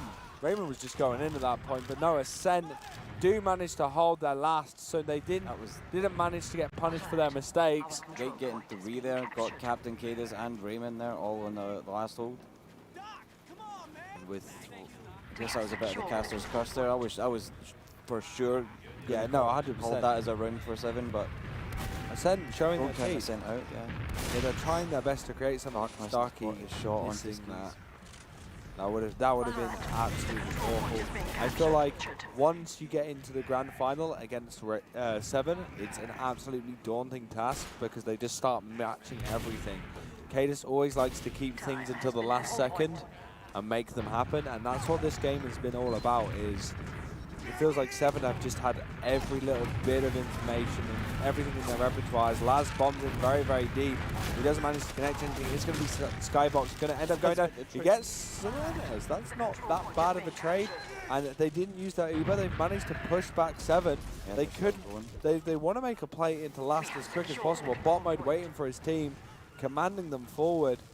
And they're waiting for the opportunity. They're going in now, spamming it back piece by piece. Uber does go up onto Raymond though, so this is not good for Ascent. The bot mode's going to be trapped in, and players do start dropping, but Cadus does go down. Kalash is going to help clean up the last remaining players behind, and it's a full wipe on last. 7 winning that out, and Ascent wiping and failing on their last push. Yeah, Sil going big on that last hold, getting 3 there, getting Yate, Slemish and Jay. Like, Ascent was just that tiny bit too slow. Like, Raymond literally had just gotten Uber like a second before they managed to pop in and bot mode got onto Raymond. It could have been the round for Ascent there, but unfortunately it wasn't. And now they actually even lost second. Sil goes in here, but he just jumps into scouts. Yeah, but Captain's in as well, trying to get on the Skis. Some huge rockets, but he is going to get cleaned up. Skis goes down to a pipe long with Cadus. So it all works out. Three-man sack, but Cadus manages to stay alive. Didn't really overcommit too much at all, but it's just a slaughter, Kermit. That's just incredibly unfortunate for Skis. Just like 2 soldiers, and then just the demo. Just like I think it might have been just from 1. He just pops out with his stickies, pipes even, and just 1 or 2 long-range pipes. Just good night to Skis. There's pretty much full Uber here for 7 as a holding last. I don't know if they're just gonna pop the Uber. They're just gonna go in. Yite goes down. Flash chasing and choke. They're looking to catch players in choke right now, but bot mode actually suspending Flash really, really well. And the bombs are coming in. Captain's actually getting caught out, but the arrow from Raymond saves his teammate, keeping him alive for so long. And it means that Ascent really need to make something happen. They have got Uber out. They're coming in through Suicide. And they're looking to start things, but the big bomb comes in from Sil to deny. And now we're going to see how 7 are going to deal with it. Sil goes in, gets Skis. He didn't, did he? He died with 97. 97% Uber. but Salentes just absolutely controlling the situation. Once again, Slemnish trying his best to make something happen. They're actually fragging players down. Ascent are actually winning this. Raymond, though, staying alive, but they actually won out some really, really good fights there. They have no HP, though, in second, and 7 know that, so they're just going to go straight in. Yeah, the Ascent just have to retreat. Slemnish actually catching a rocket there, almost dies. And it's taken so long for Skis to heal that it's just literally a full 100% at Ascent should not really be holding this close. There's only 4.5 minutes left, though, so they need to go for this push, basically. But here comes the Uber from 7. They just get bot mode instantly. They're going to clean up Jay behind.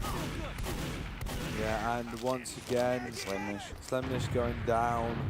And Ascent are getting picked apart player by player. Bot mode's down as well. They've been pushed back, and they're not going to be able to do anything. Jay is just trapped in upper IT. I don't know if anyone spotted him. Nah, he has been spotted out. He's taking quite a lot of damage. He's looking to connect it, but no. He's going to Crater, and 7 are on mid. They're looking to finish things off with 4 minutes left of the match. I don't know how Ascent and A are going to bring this one back. At this point, it's going to be really, really difficult. Slemnish will need to go absolutely huge on the sniper here. Just so, like, they basically have to just roll every single point here to actually be able to cap.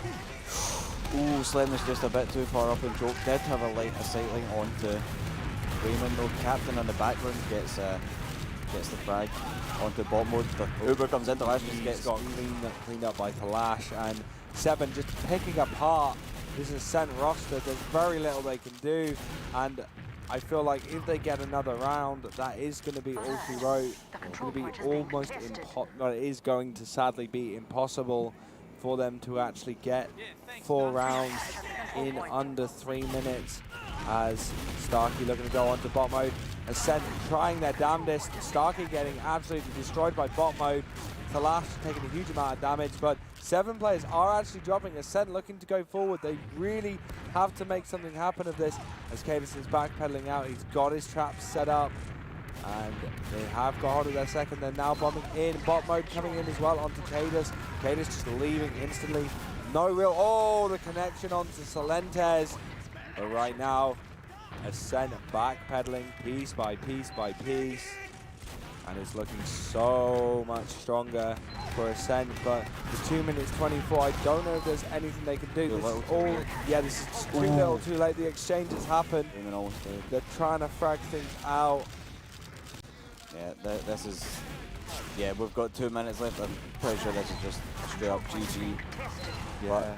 You know what, Ascent, they're fighting tooth and nail. They're not going to go down without a fight. Raymond's throwing hands on Medic again, and he is going to go down. And they may even get around for it. There's 1 minute 50 left. No, they can't. Oh, Laz! What a rocket. What a way to end your LAN experience at I65. Starkey pushing players out on 31 HP. He does manage to get, Lash manages to get Skis. The bomb comes in from Jay, but with 1 minute 30 left, they're not going to be able to get them around, are they? Because they do lose Yite. And yeah, GG well played to put in chat by Ascent. That is GG. Congratulations to 7 being the international champions for I65. Commiserations for Ascent NA. It's been an absolute pleasure having you boys down and being a part of this event. It's been absolutely amazing, hasn't it? Yeah, I'm honestly really sad that just how poorly it seems that Ascent really did on this. I was honestly really hoping that they'd put up more of a show than this, but I guess 7, they're maybe just better rested today coming into this, or if they've have really done their homework since yesterday. Yeah, they really have. Well, one thing that Cadis said to me yesterday was he did say 11 p.m. games are hard. Yeah. And it's a lot earlier. He's probably a lot fresher. He's come off a lot of wins. Ascent have probably been watching, trying to figure out how they are actually going to be. And the boys on 7, and they just haven't figured it out because Cadus just has this massive playbook. Stark's just fragging out. Stark's just fragging out, but in the death time here. It's been an amazing LAN, and the competition has been absolutely amazing. But as the crowd count it out, congratulations to 7 for winning I-65. It's been an absolute pleasure. Very well played to them, especially tonight. They definitely fought hard, and they definitely deserved the win in the end. Yeah, they were on the day the better team. Yeah, they showed their dominance, and Cadus is going to be very, very, very happy with that. And just hearing the chants from the crowd, very happy that Europe have regained the title, of international. But yeah, we're going to throw it over to Turbo Tabs, and he's going to have a little chat with the players and congratulate. So over to you, Turbo Tabs. They make it look so easy. Oh my God, 7. My Lord, not even 10 o'clock, and we've already made it at the end of the grand final. Dear me, the home turf, the home power has brought them another championship here at I-Series. Look at these boys strutting up. Dear Lord, have mercy. But you've got to give credit. You've got to give credit to the Americans. They made it difficult for them. They knocked them down to the lower bracket. I can't remember many teams doing that. They made them work for it. They made them sweat for it the previous day. Plan, stress, worry has probably kept 7 up at night, but they've done it. 7 have managed to just put the homework in and really come clean with a nice 3-0 tying up here at the Birmingham NEC. Well done, boys, well done. And a big congrats to Ascent.NA as well for, again, making it a great show, a great LAN, and a fantastic thing. But we're going to throw it back to our analysis desk. And boys, you've got to break down that game for me. You've got to break down the series. You just got to break down the entire LAN. Come on now.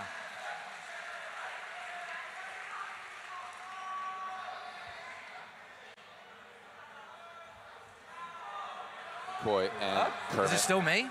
Is it still me? What? I thought we were back to the analyst desk. Okay, all right. We'll still go. Okay. Yeah. Oh, thank you, crowd. Thank you, crowd. Thanks, guys. Whew. Let me know we're live. So yeah, we will be going back to Turbo Tabs for an interview in a second. I think we just need to take care of a bit more stage business. But let's just get right down to it. Oh my Lord, what a series from 7. Eeply? Yeah, it was crazy. Like, I don't know, this is like a return to... I'm not even going to say it's a return to form for 7. This was, I think, the most dominant they've taken anything, really, any of their records at this point. This was absolutely insane. Like, to bounce back from this incredibly close best-of-3 yesterday. Like, yesterday, you know, they narrowly lost to Ascent. Ascent did an incredible job, you know, contesting with a team which really few others in the world could even dream of, right? And then 7 comes back today, and they've clearly done their homework. They've looked at their demos, they've fixed everything they need to fix, and they absolutely just tore Ascent NA apart. It was insane. Every single player is just absolutely firing off. Yeah, certainly gave a good reason for everybody in the world to be fearful of them. You know, I think that Ascent, you know, you gotta give them plenty of accolades though for stepping up. They put their full heart and effort to them, and you know, I know that those guys are going to be devastated. They would have wanted to see that go into 5 maps. Lucky, some thoughts from you? Yeah, for sure. Like, 7 totally deserved this game, to be honest. You know that Cadus goes away. He reads these dev reviews, like, back to front. He is such, like, an influence on this team. He has put in so much effort over every LAN he's been to, and it's just a testament to 7's discipline and the way that they like construct their games properly and force people to play their way, and that causes them to win games. And it just shows in this final. They dismantled them entirely, I believe. Yeah, let's talk about players. I mean, in the pre-game, you know, in between maps and stuff, we talked a lot about Salentes and Thalash. I have some thoughts on the matter, but who was your MVP of this series?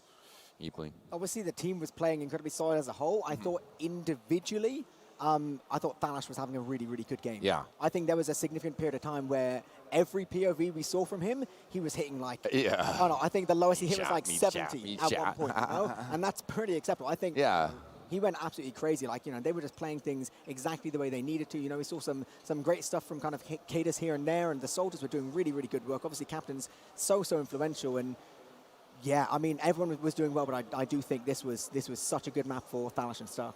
Yeah, I totally agree. Yeah, Thalash, he was leading those Ubers, taking them in, taking all the trades at the right time. But I feel like the special factor for this, on Process especially, is the fact that they take these trades with Thalash. They go insanely well. They start coming out of the fights, and as soon as that happens, the Ubers start fading, the soldiers commit. And Captain clearly leading the charge on that one. He is so consistent on all his bombs, and I think Captain, for that reason, to me, is the man of the match Process. Okay. Especially, but over the entire thing, Thalash for sure. Okay. Well, seems like we have a diverse set of opinions here, because I'm actually going to point out Starkey.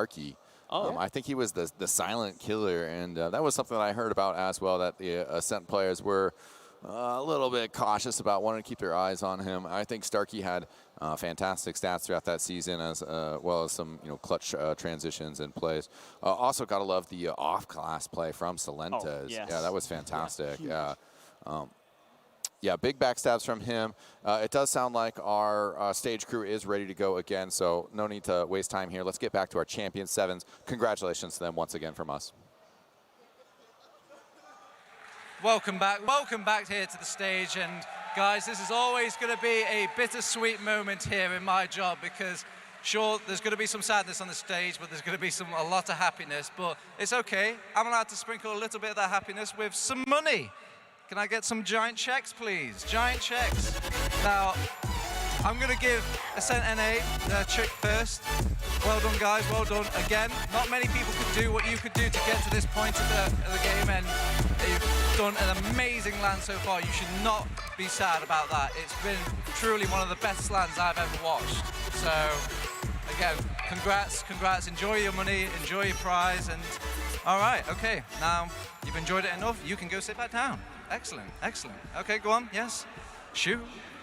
It's okay. You've got your money. You can go straight to the club now. Yes. Spend those $1 bills. All right. Okay. It's the boys. It's the homeboys. Homeboys, I've got your home money. Let me go get it. Oh, my God. Big check. We all know you don't care about the money. It's about who gets this actual check and puts it in their room after. So, £3,400 to Team 7. Well done, boys. Well done.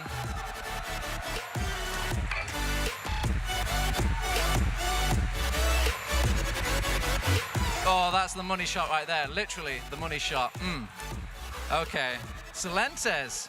So you're my victim. You're the person I'm going to be talking to in this winner's bracket. How are you feeling? This is your first Insomnia win. This must feel incredible to you. It does feel pretty good, yeah. I'm not going to lie. I was happy, because I always come second. But not today. It's like winning like that feels really good. Very decisive. Yeah. All in good, timely fashion as well. Everyone can go straight to the bar after this. You're going to be very popular. Going to be getting drinks left, right, and center. Look, the crowd love you guys for that. So, Salentes, I've always been kind of curious. I never get to ask this question. Who's actually going to get to take the giant check itself, the plastic part of it? Not the money part, but the bit that seems kind of cool to hang on the wall. I jokingly asked to have it, but if I can have it, can I have it? Yes. I can have it. Oh, what a way to ask for it. Do it in front of the crowd. Kato can't possibly say no. Oh, okay. So, anyway, okay, guys. I know that was like a very decisive win, it looks like, on the stage. 3-0. But was there any points where you were a little bit worried, maybe going into the first map, or was it like from the get-go, from before you even entered a foot on the stage, did you feel like it was in the bag? Snake's a funny map, and the technical things kind of felt awkward, but after the first map, it was okay. I felt pretty good. Very good. And Salentes, what's it like playing on a team like 7? I mean, like, you've played on many teams before, and you've always just come shy of it, but now that you've actually come onto this team and you've obviously delivered and got to the final check, you feel pretty happy about playing with this team? Absolutely. It makes all the whining worth it, you know? All the self-reflection. But yeah, when it all comes together, it's really good. It's really great. Well, again, congrats, 7. I feel like I say that way too much, but again, congrats on taking the first place prize here at the Birmingham NEC. We're going to send it now to our world famous TF2 outro video, the one that makes everyone cry. I hope everyone's got your tissues ready, but after that, do join us at the production area. We're going to have a sick little after show as well, just hanging out there. But in the meantime, I've been Turo Tabs, and from everybody at Essentials.tf and all the team, we thank you, and we Look forward to seeing you next year.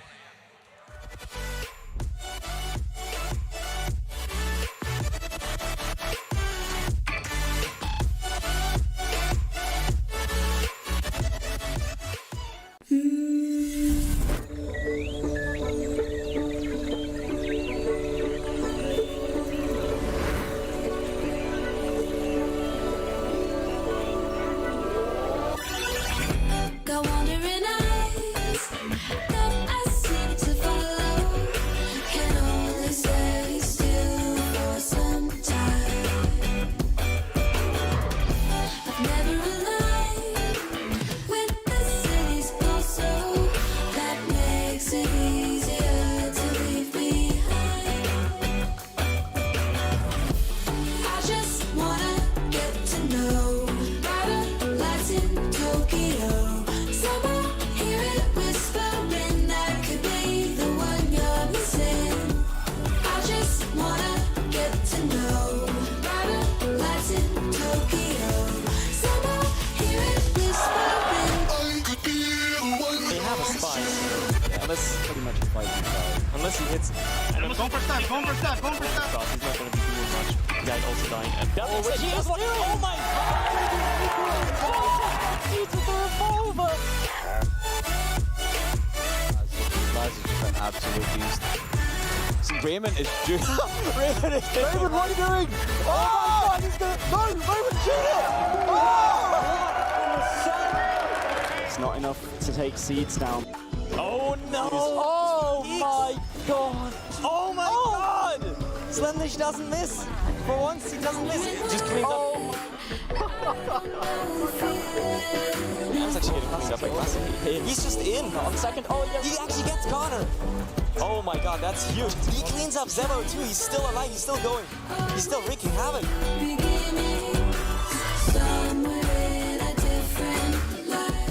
He's spotted. They get the top. They get the top. No, he can't. I just wanna get to know brighter lights in Tokyo. Somehow hear it whispering that could be the one you're missing. I just wanna get to know brighter lights in Tokyo. Somehow hear it whispering. I could be the one you're missing.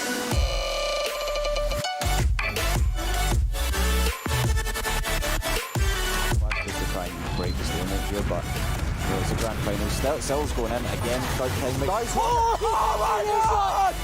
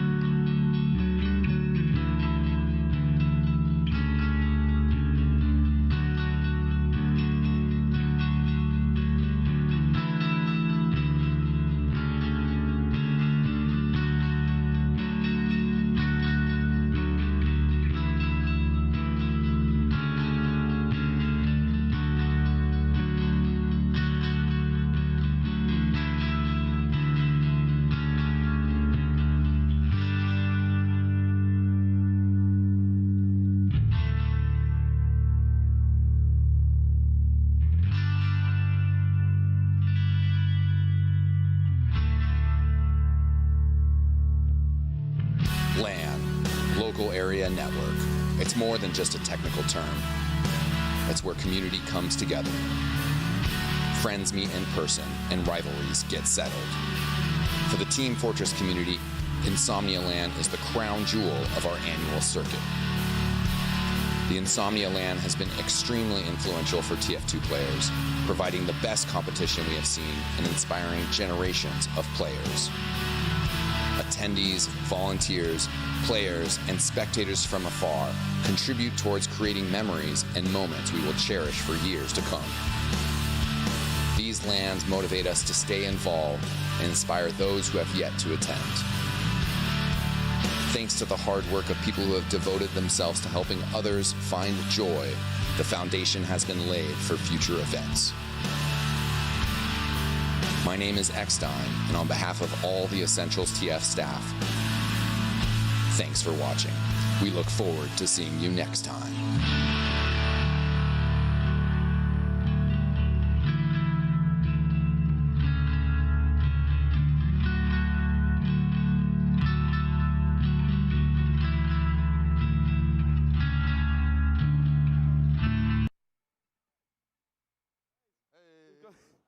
We got drinks. Thank you. Oh. Oh, hey. Hey. Bro, I haven't got any shoes on.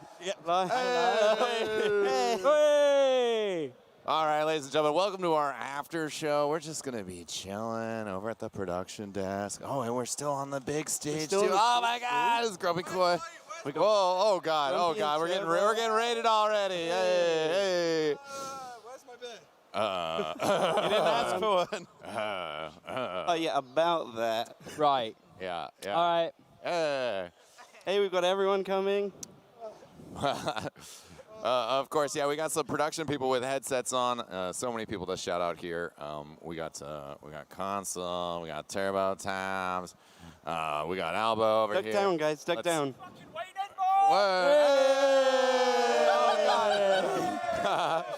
Oh,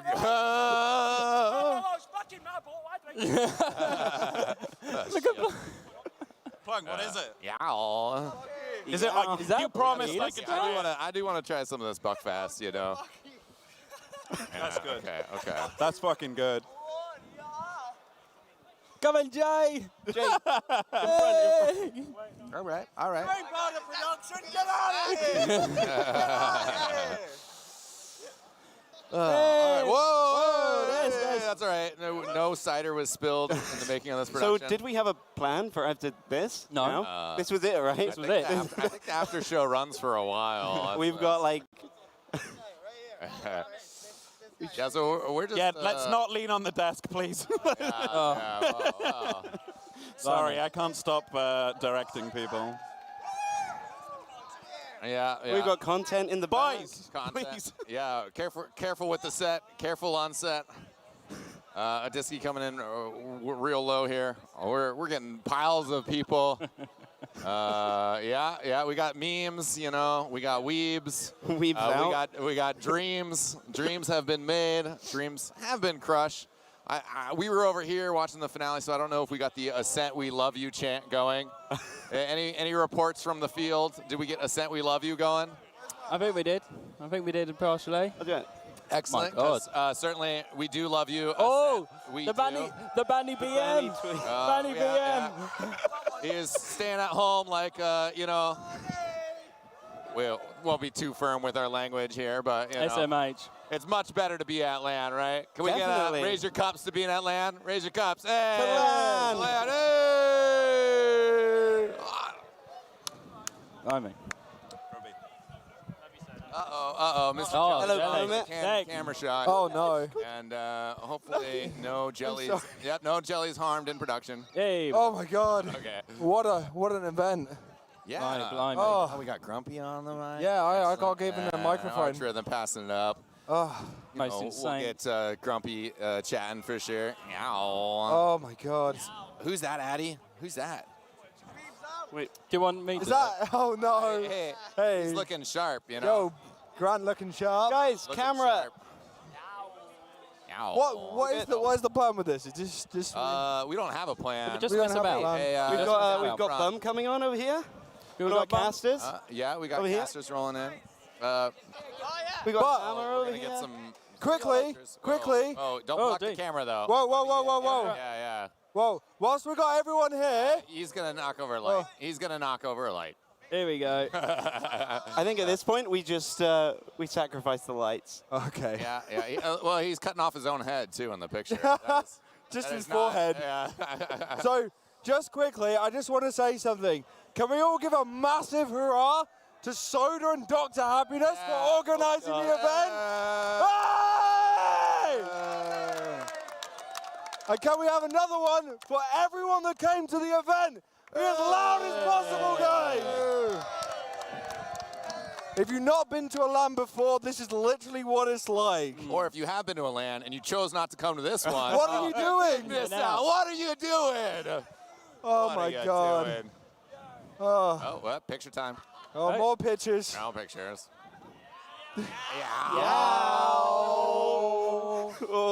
Oh. But no. Is there some people that haven't come on? I feel like we need to get some people, some more people. Well, we'll be here for a while. I'm not. Oh, yeah. Okay, sure. Absolutely. We've got so many people here. I've just noticed behind it. Can we like duck down a bit and like look how many people are behind us? We've now? got a lot of people. We've got so many. All right. And actually, one last thing is I do want to say big congratulations to Cerny, Bum, and Adiski for putting on an amazing show on their first ever LAN event as commentators. It was the first time that Adiski had ever casted before. So everyone, big cheers for them! Hooray! I don't know. I got no one else to kind of shout out. I've done my thing. I want to shout out to. I want to shout out. You know, we got some tournament producers. You know, particularly our boy Console here, flying from NA to help out. You know. Can we get a cheer for just our whole production team? They've been there the whole weekend. They haven't slept for 3 days. Let's All right, come on, everyone. Hooray! Hooray! Oh. This is a good idea. Can I just point out that we've got Eat Plea down here in the corner of the stream? He's hiding. Eat Plea. There he is. We got so much effort this Why weekend. I think playing all of our shout staff out? have been Oh, no. totally amazing. Oh yeah, for sure. I don't know if I heard that correctly in the back, but I like to say TF2 is dead, and what is dead may never die, right? Yeah, 100%. Yeah. Actually, I don't know. That was an old meme. Nobody likes Game of Thrones anymore. piggybacks. Yeah, sorry, chat. Sorry, chat. Sorted. Yeah, we're pulling up the chat as well for the hangout. But yeah, who We're else? getting Twitch chat out? We will. Oh, we are. It has been whipped out. If you want to say anything to production, we'll read it out loud. That's questionable. No, questionable. We have got auto mod on. Yeah, we have got auto mod on, so there's between. But yo, what's up, News? Oh, shit. News? News is in the chat. Yeah, I was. Yo. Oh. We also got another little special gift from North America. Oh. Is this allowed on Twitch? Our designated hydro homie has brought us a little something.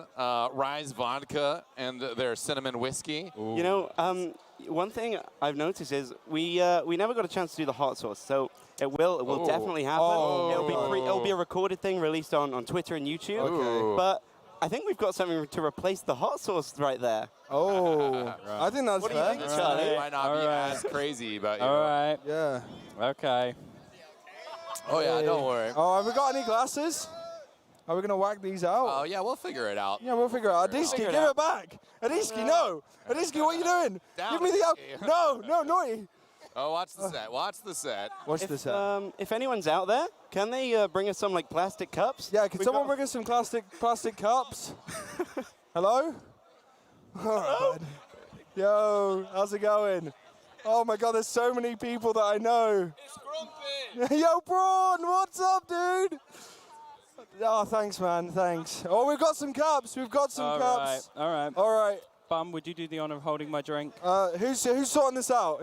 That's faster than Amazon Prime, and you know what you can do with Amazon Prime, right? Yes. What? Well, there's this revolutionary new service along with Amazon Prime. Are you talking about Twitch Prime? Yeah. You know what, Grumpy? I am. And you know there's multiple benefits to Twitch Prime. Oh, what are these please tell benefits? us. Please tell us. I mean, so you get a free subscription to any channel, any partnered channel that is. And you know, I think there's this one partnered channel that really needs some more subscriptions. Yeah, I think it might have been doing something to do with Team Fortress 2 recently, but is it this weekend? Yeah, I think it just happened. I think Seven might have just won, but I'm not sure. Could anyone help? Maybe. Who should we sub to, guys? Anyone an idea where people? Hey, guys, who should people sub to? Bread Gaming. Bread Gaming. No. Damn it. Bread Gaming. Uh-oh. No, they should be. If you guys can spare your Twitch Prime subscriptions to support more content like this. We would really appreciate it, as I've got actually one of my favorite beers. Thank you, Adiski. Despite what it looks like, it actually goes to feed our production staff as well. Yeah, I have been fed once. I had a pizza. You should have seen it. Gubbins casted it. It was amazing. Chat. Do you want Plunk to have the headphones? Do you want him on mic? Say Pog Champ and chat for Plunk. Vote yay for Pog Plunk. Champ and chat for Pog Champ and chat. I think we missed shouting out someone, you know. I think shouting out all the teams that have played this this BYOC. No, I don't give up the mic. I'm a smart boy. What's happening, boys? Hey, Plunk. Right, I poured him a... Plunk. I'll keep it there. I thought I was pouring myself a shot. I've not had one. How are you? How are you, Hammer Ham? I'm really good. How are you, mate? I'm fucking pissed. How pissed are you gonna get? Oh, shit. Oh, fuck it up. What the fuck? Uh-oh. You all right? Am I allowed to swear? A little bit. Not too much. A little bit, not too much. What are you gonna get tonight? Keep it clean. Keep it clean. Okay, PG-13. Can I say ash? Can I say yeah. Well, PG-13 is good. ash. Yeah. PG-13. Yeah. I like that Buckfast wine. That was good. Oh, Buckfast. All right, boys. Beg. I'm going to break the rules. I'm going to break the rules. Listen, this is is mixing Buckfast with something? Are we mixing Buckfast? I'll mix it. Is that the rule you're breaking? Yeah, that's the rule. Oof. Hey, you see that bottle? I'm curious. Fucking have it. I mean, you know, it was good. Oh yeah, I tried to sip. I enjoyed it. Hang on. Who's fucking in chat? Red wine-based aperitif. Plug mate. It's This is Hammer Ham. right. This is garbage time of the stream, right? We're gonna interview our proudest caster of the season and also LAN, Plunk. Proudest. How pissed are you right now? How pissed? I'm a light 4 to a solid 3. Right. How pissed were you yesterday? A solid 9 to a light 8. Are you going to get to 10 tonight? I plan on, yes. There we have it, ladies and gentlemen. Plunk, our greatest caster. Please enable me tonight, because yesterday people were enabling me and it ended up badly. I'm going to enable you until you pass out, mate. How much are you going to enable me? Until you pass out, mate. To a tenner. To a tenner. I pass out, I die. Keep it safe, ladies and gentlemen. We are in the UK at least, so plenty of wonderful public transit options, right? In the UK? Yeah. Euro, I don't know. Anyways, we're going wild down here. Let's get Bum on here. How you doing, Bum? Hello. I'm doing pretty good. I'm comfortable down on the I need floor. to like move this to drink. Oh my God! What the hell's happening on screen? Whoa! That guy's blurry. Focus. It's kind of messed Focus. up. Focus. Is the stream drunk? Have they had some of let this? Essentials TF do this live. Hey! We're on the amateur hour here now, right? Hi. Hello, I am now here. Eckstein, would you like some more? Is this what it Yeah, feels I'll like try from a the little other bit more of side? this Buckfast. I enjoyed it, you know. It's got some charm to it, right? Scottish charm. This It's is made in very England. strange. This is the other Made in side of England, what I but feel every day. It used to be used as medicinal, like, it literally was used for, like... Yo, this frame is great. Yeah. I love this camera like, operator. monks made this for... Why didn't we have this all weekend? Monks know the good stuff. Yeah, except Yeah. it was used to treat babies. Yeah, dude. The camera looks great. Now it's probably better Right. than bleach. Do you I'll want go with like, that, right? do you when you're younger, your granddad would give you like Jaeger to like help your cold? Yeah, yeah. Like, a small amount of Jaeger would like, you know. How do I get up there Right, without a breaking hunter's this headset remedy. off my head? Am I like out my granddad as a child abuser? Carefully. Can we fix that camera, or did we like really you're not fix gonna- that Bob, camera? Get through the crack. Yeah, can we... Is this a rental, or do we own this camera? If we fix this camera, do we have to break it more? Yes. Yeah, either Legally, that or I'm not allowed to say that this maybe was. we just Are we being censored right now? we just cut. I think we are. Charlie over there. Shit, I'm on stream. That's why. I think we're being As you get on. censored, yeah. If you Yeah, get out of we frame, got it'll- somebody there on it'll the get on the focus. bleep button back there, Plunk. Do we have one of those? Oh yeah, they're ready. It just goes yow, yow. Let's test We it haven't, out. yeah, we haven't. No. Let's not. We haven't had to use it yet. You know? Actually, I'm confused. This is like got. Are we going to get top 5 yows This has got anytime soon? Oh yeah, okay. Well, I feel like I have to adjust the list once again because there was a very healthy yow earlier. I want to hear that. Yeah. I want to see the list of okay, yows. okay. Right. Let's just put that in as the new number 1. Ooh, what position am I, Eckstein? Well, now we have top 6 yows. Oh. Now we have okay. top 6 yows. So- That's a little unconventional. Do we want to start? Let's go through it. Yeah, just Okay. Yeah, what's up, ladies and gentlemen? Welcome to Insomnia Land, and we're going to run down the top 6 Yaos of all time. Coming in at number 6, featured in the song produced by the Portland Burnsiders. Shout out to my boy Promoti, mix master, also the Com, doing some singing. And, you know, you can go over to portlandburnsiders.bandcamp.com. Selfish plug right there. And at one point, I go like, yeah.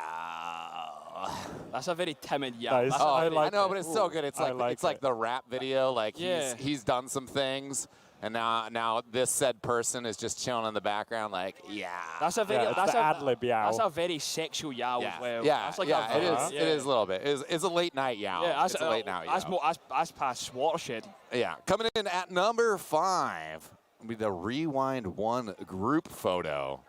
Yeah, because we had a group photo, and it was just like the group photo here. And, I mean, that was a strong yow. Hang on. Strong yow. Hang on. Hello. Hi. Right. So, unfortunately, we've had to leave the madness behind a little bit. Yeah. We've got, like... God damn it, D-Ski. Oh, dear. We're going to have a grand old time here at LAN. I think this is us wrapping up now at this point. This is the wrap-up. We've had a great time. Obviously, me and Charlie, this is our first time being project leads. On. Oh, what's that? It's our first time being project leads on like such a huge project. And it's been an absolute pleasure. It's been amazing. I'd like to think we've done a good job. What do you think? I think we've done as good a job as we can. I think we've done okay. Yeah. No, like LAN happened. I am super happy with guys did all a of great us. job, to be honest. Yeah. No, every single person who turned up to be staff like deserve more credit, I think, than we can really give them. Yeah. It takes a tremendous amount of effort for someone to come to LAN to rather than play just to work. So can we get some hearts in chat for all of the staff, all of the essential staff, and honestly, all of the staff for any of the orgs that are still doing TF2 productions. It's such an amazing thing to like still be doing. And like obviously it doesn't make us any money. Like the majority of us are down money. Yeah. And it's just something we do because we love. Yeah. We don't do TF2 to make money. No one involved in the community does it to make money. We do it for the love of it. We do it for everyone here. We do it for everyone at home. You know, Twitch chat isn't always our best fans, but we've had to switch over to this position. So people are starting crowding. We had to switch from the desk because the camera will no longer focus. Yeah. I think we've got just too many people. It's overwhelming it. Right. Okay, I think we're just getting ready to wrap up now. So yeah, just a huge goodbye from all of us at Essentials and Insomnia. Huge thanks to Matt Chirino and Marketplace.tf. See you next year. See you next year. Bye.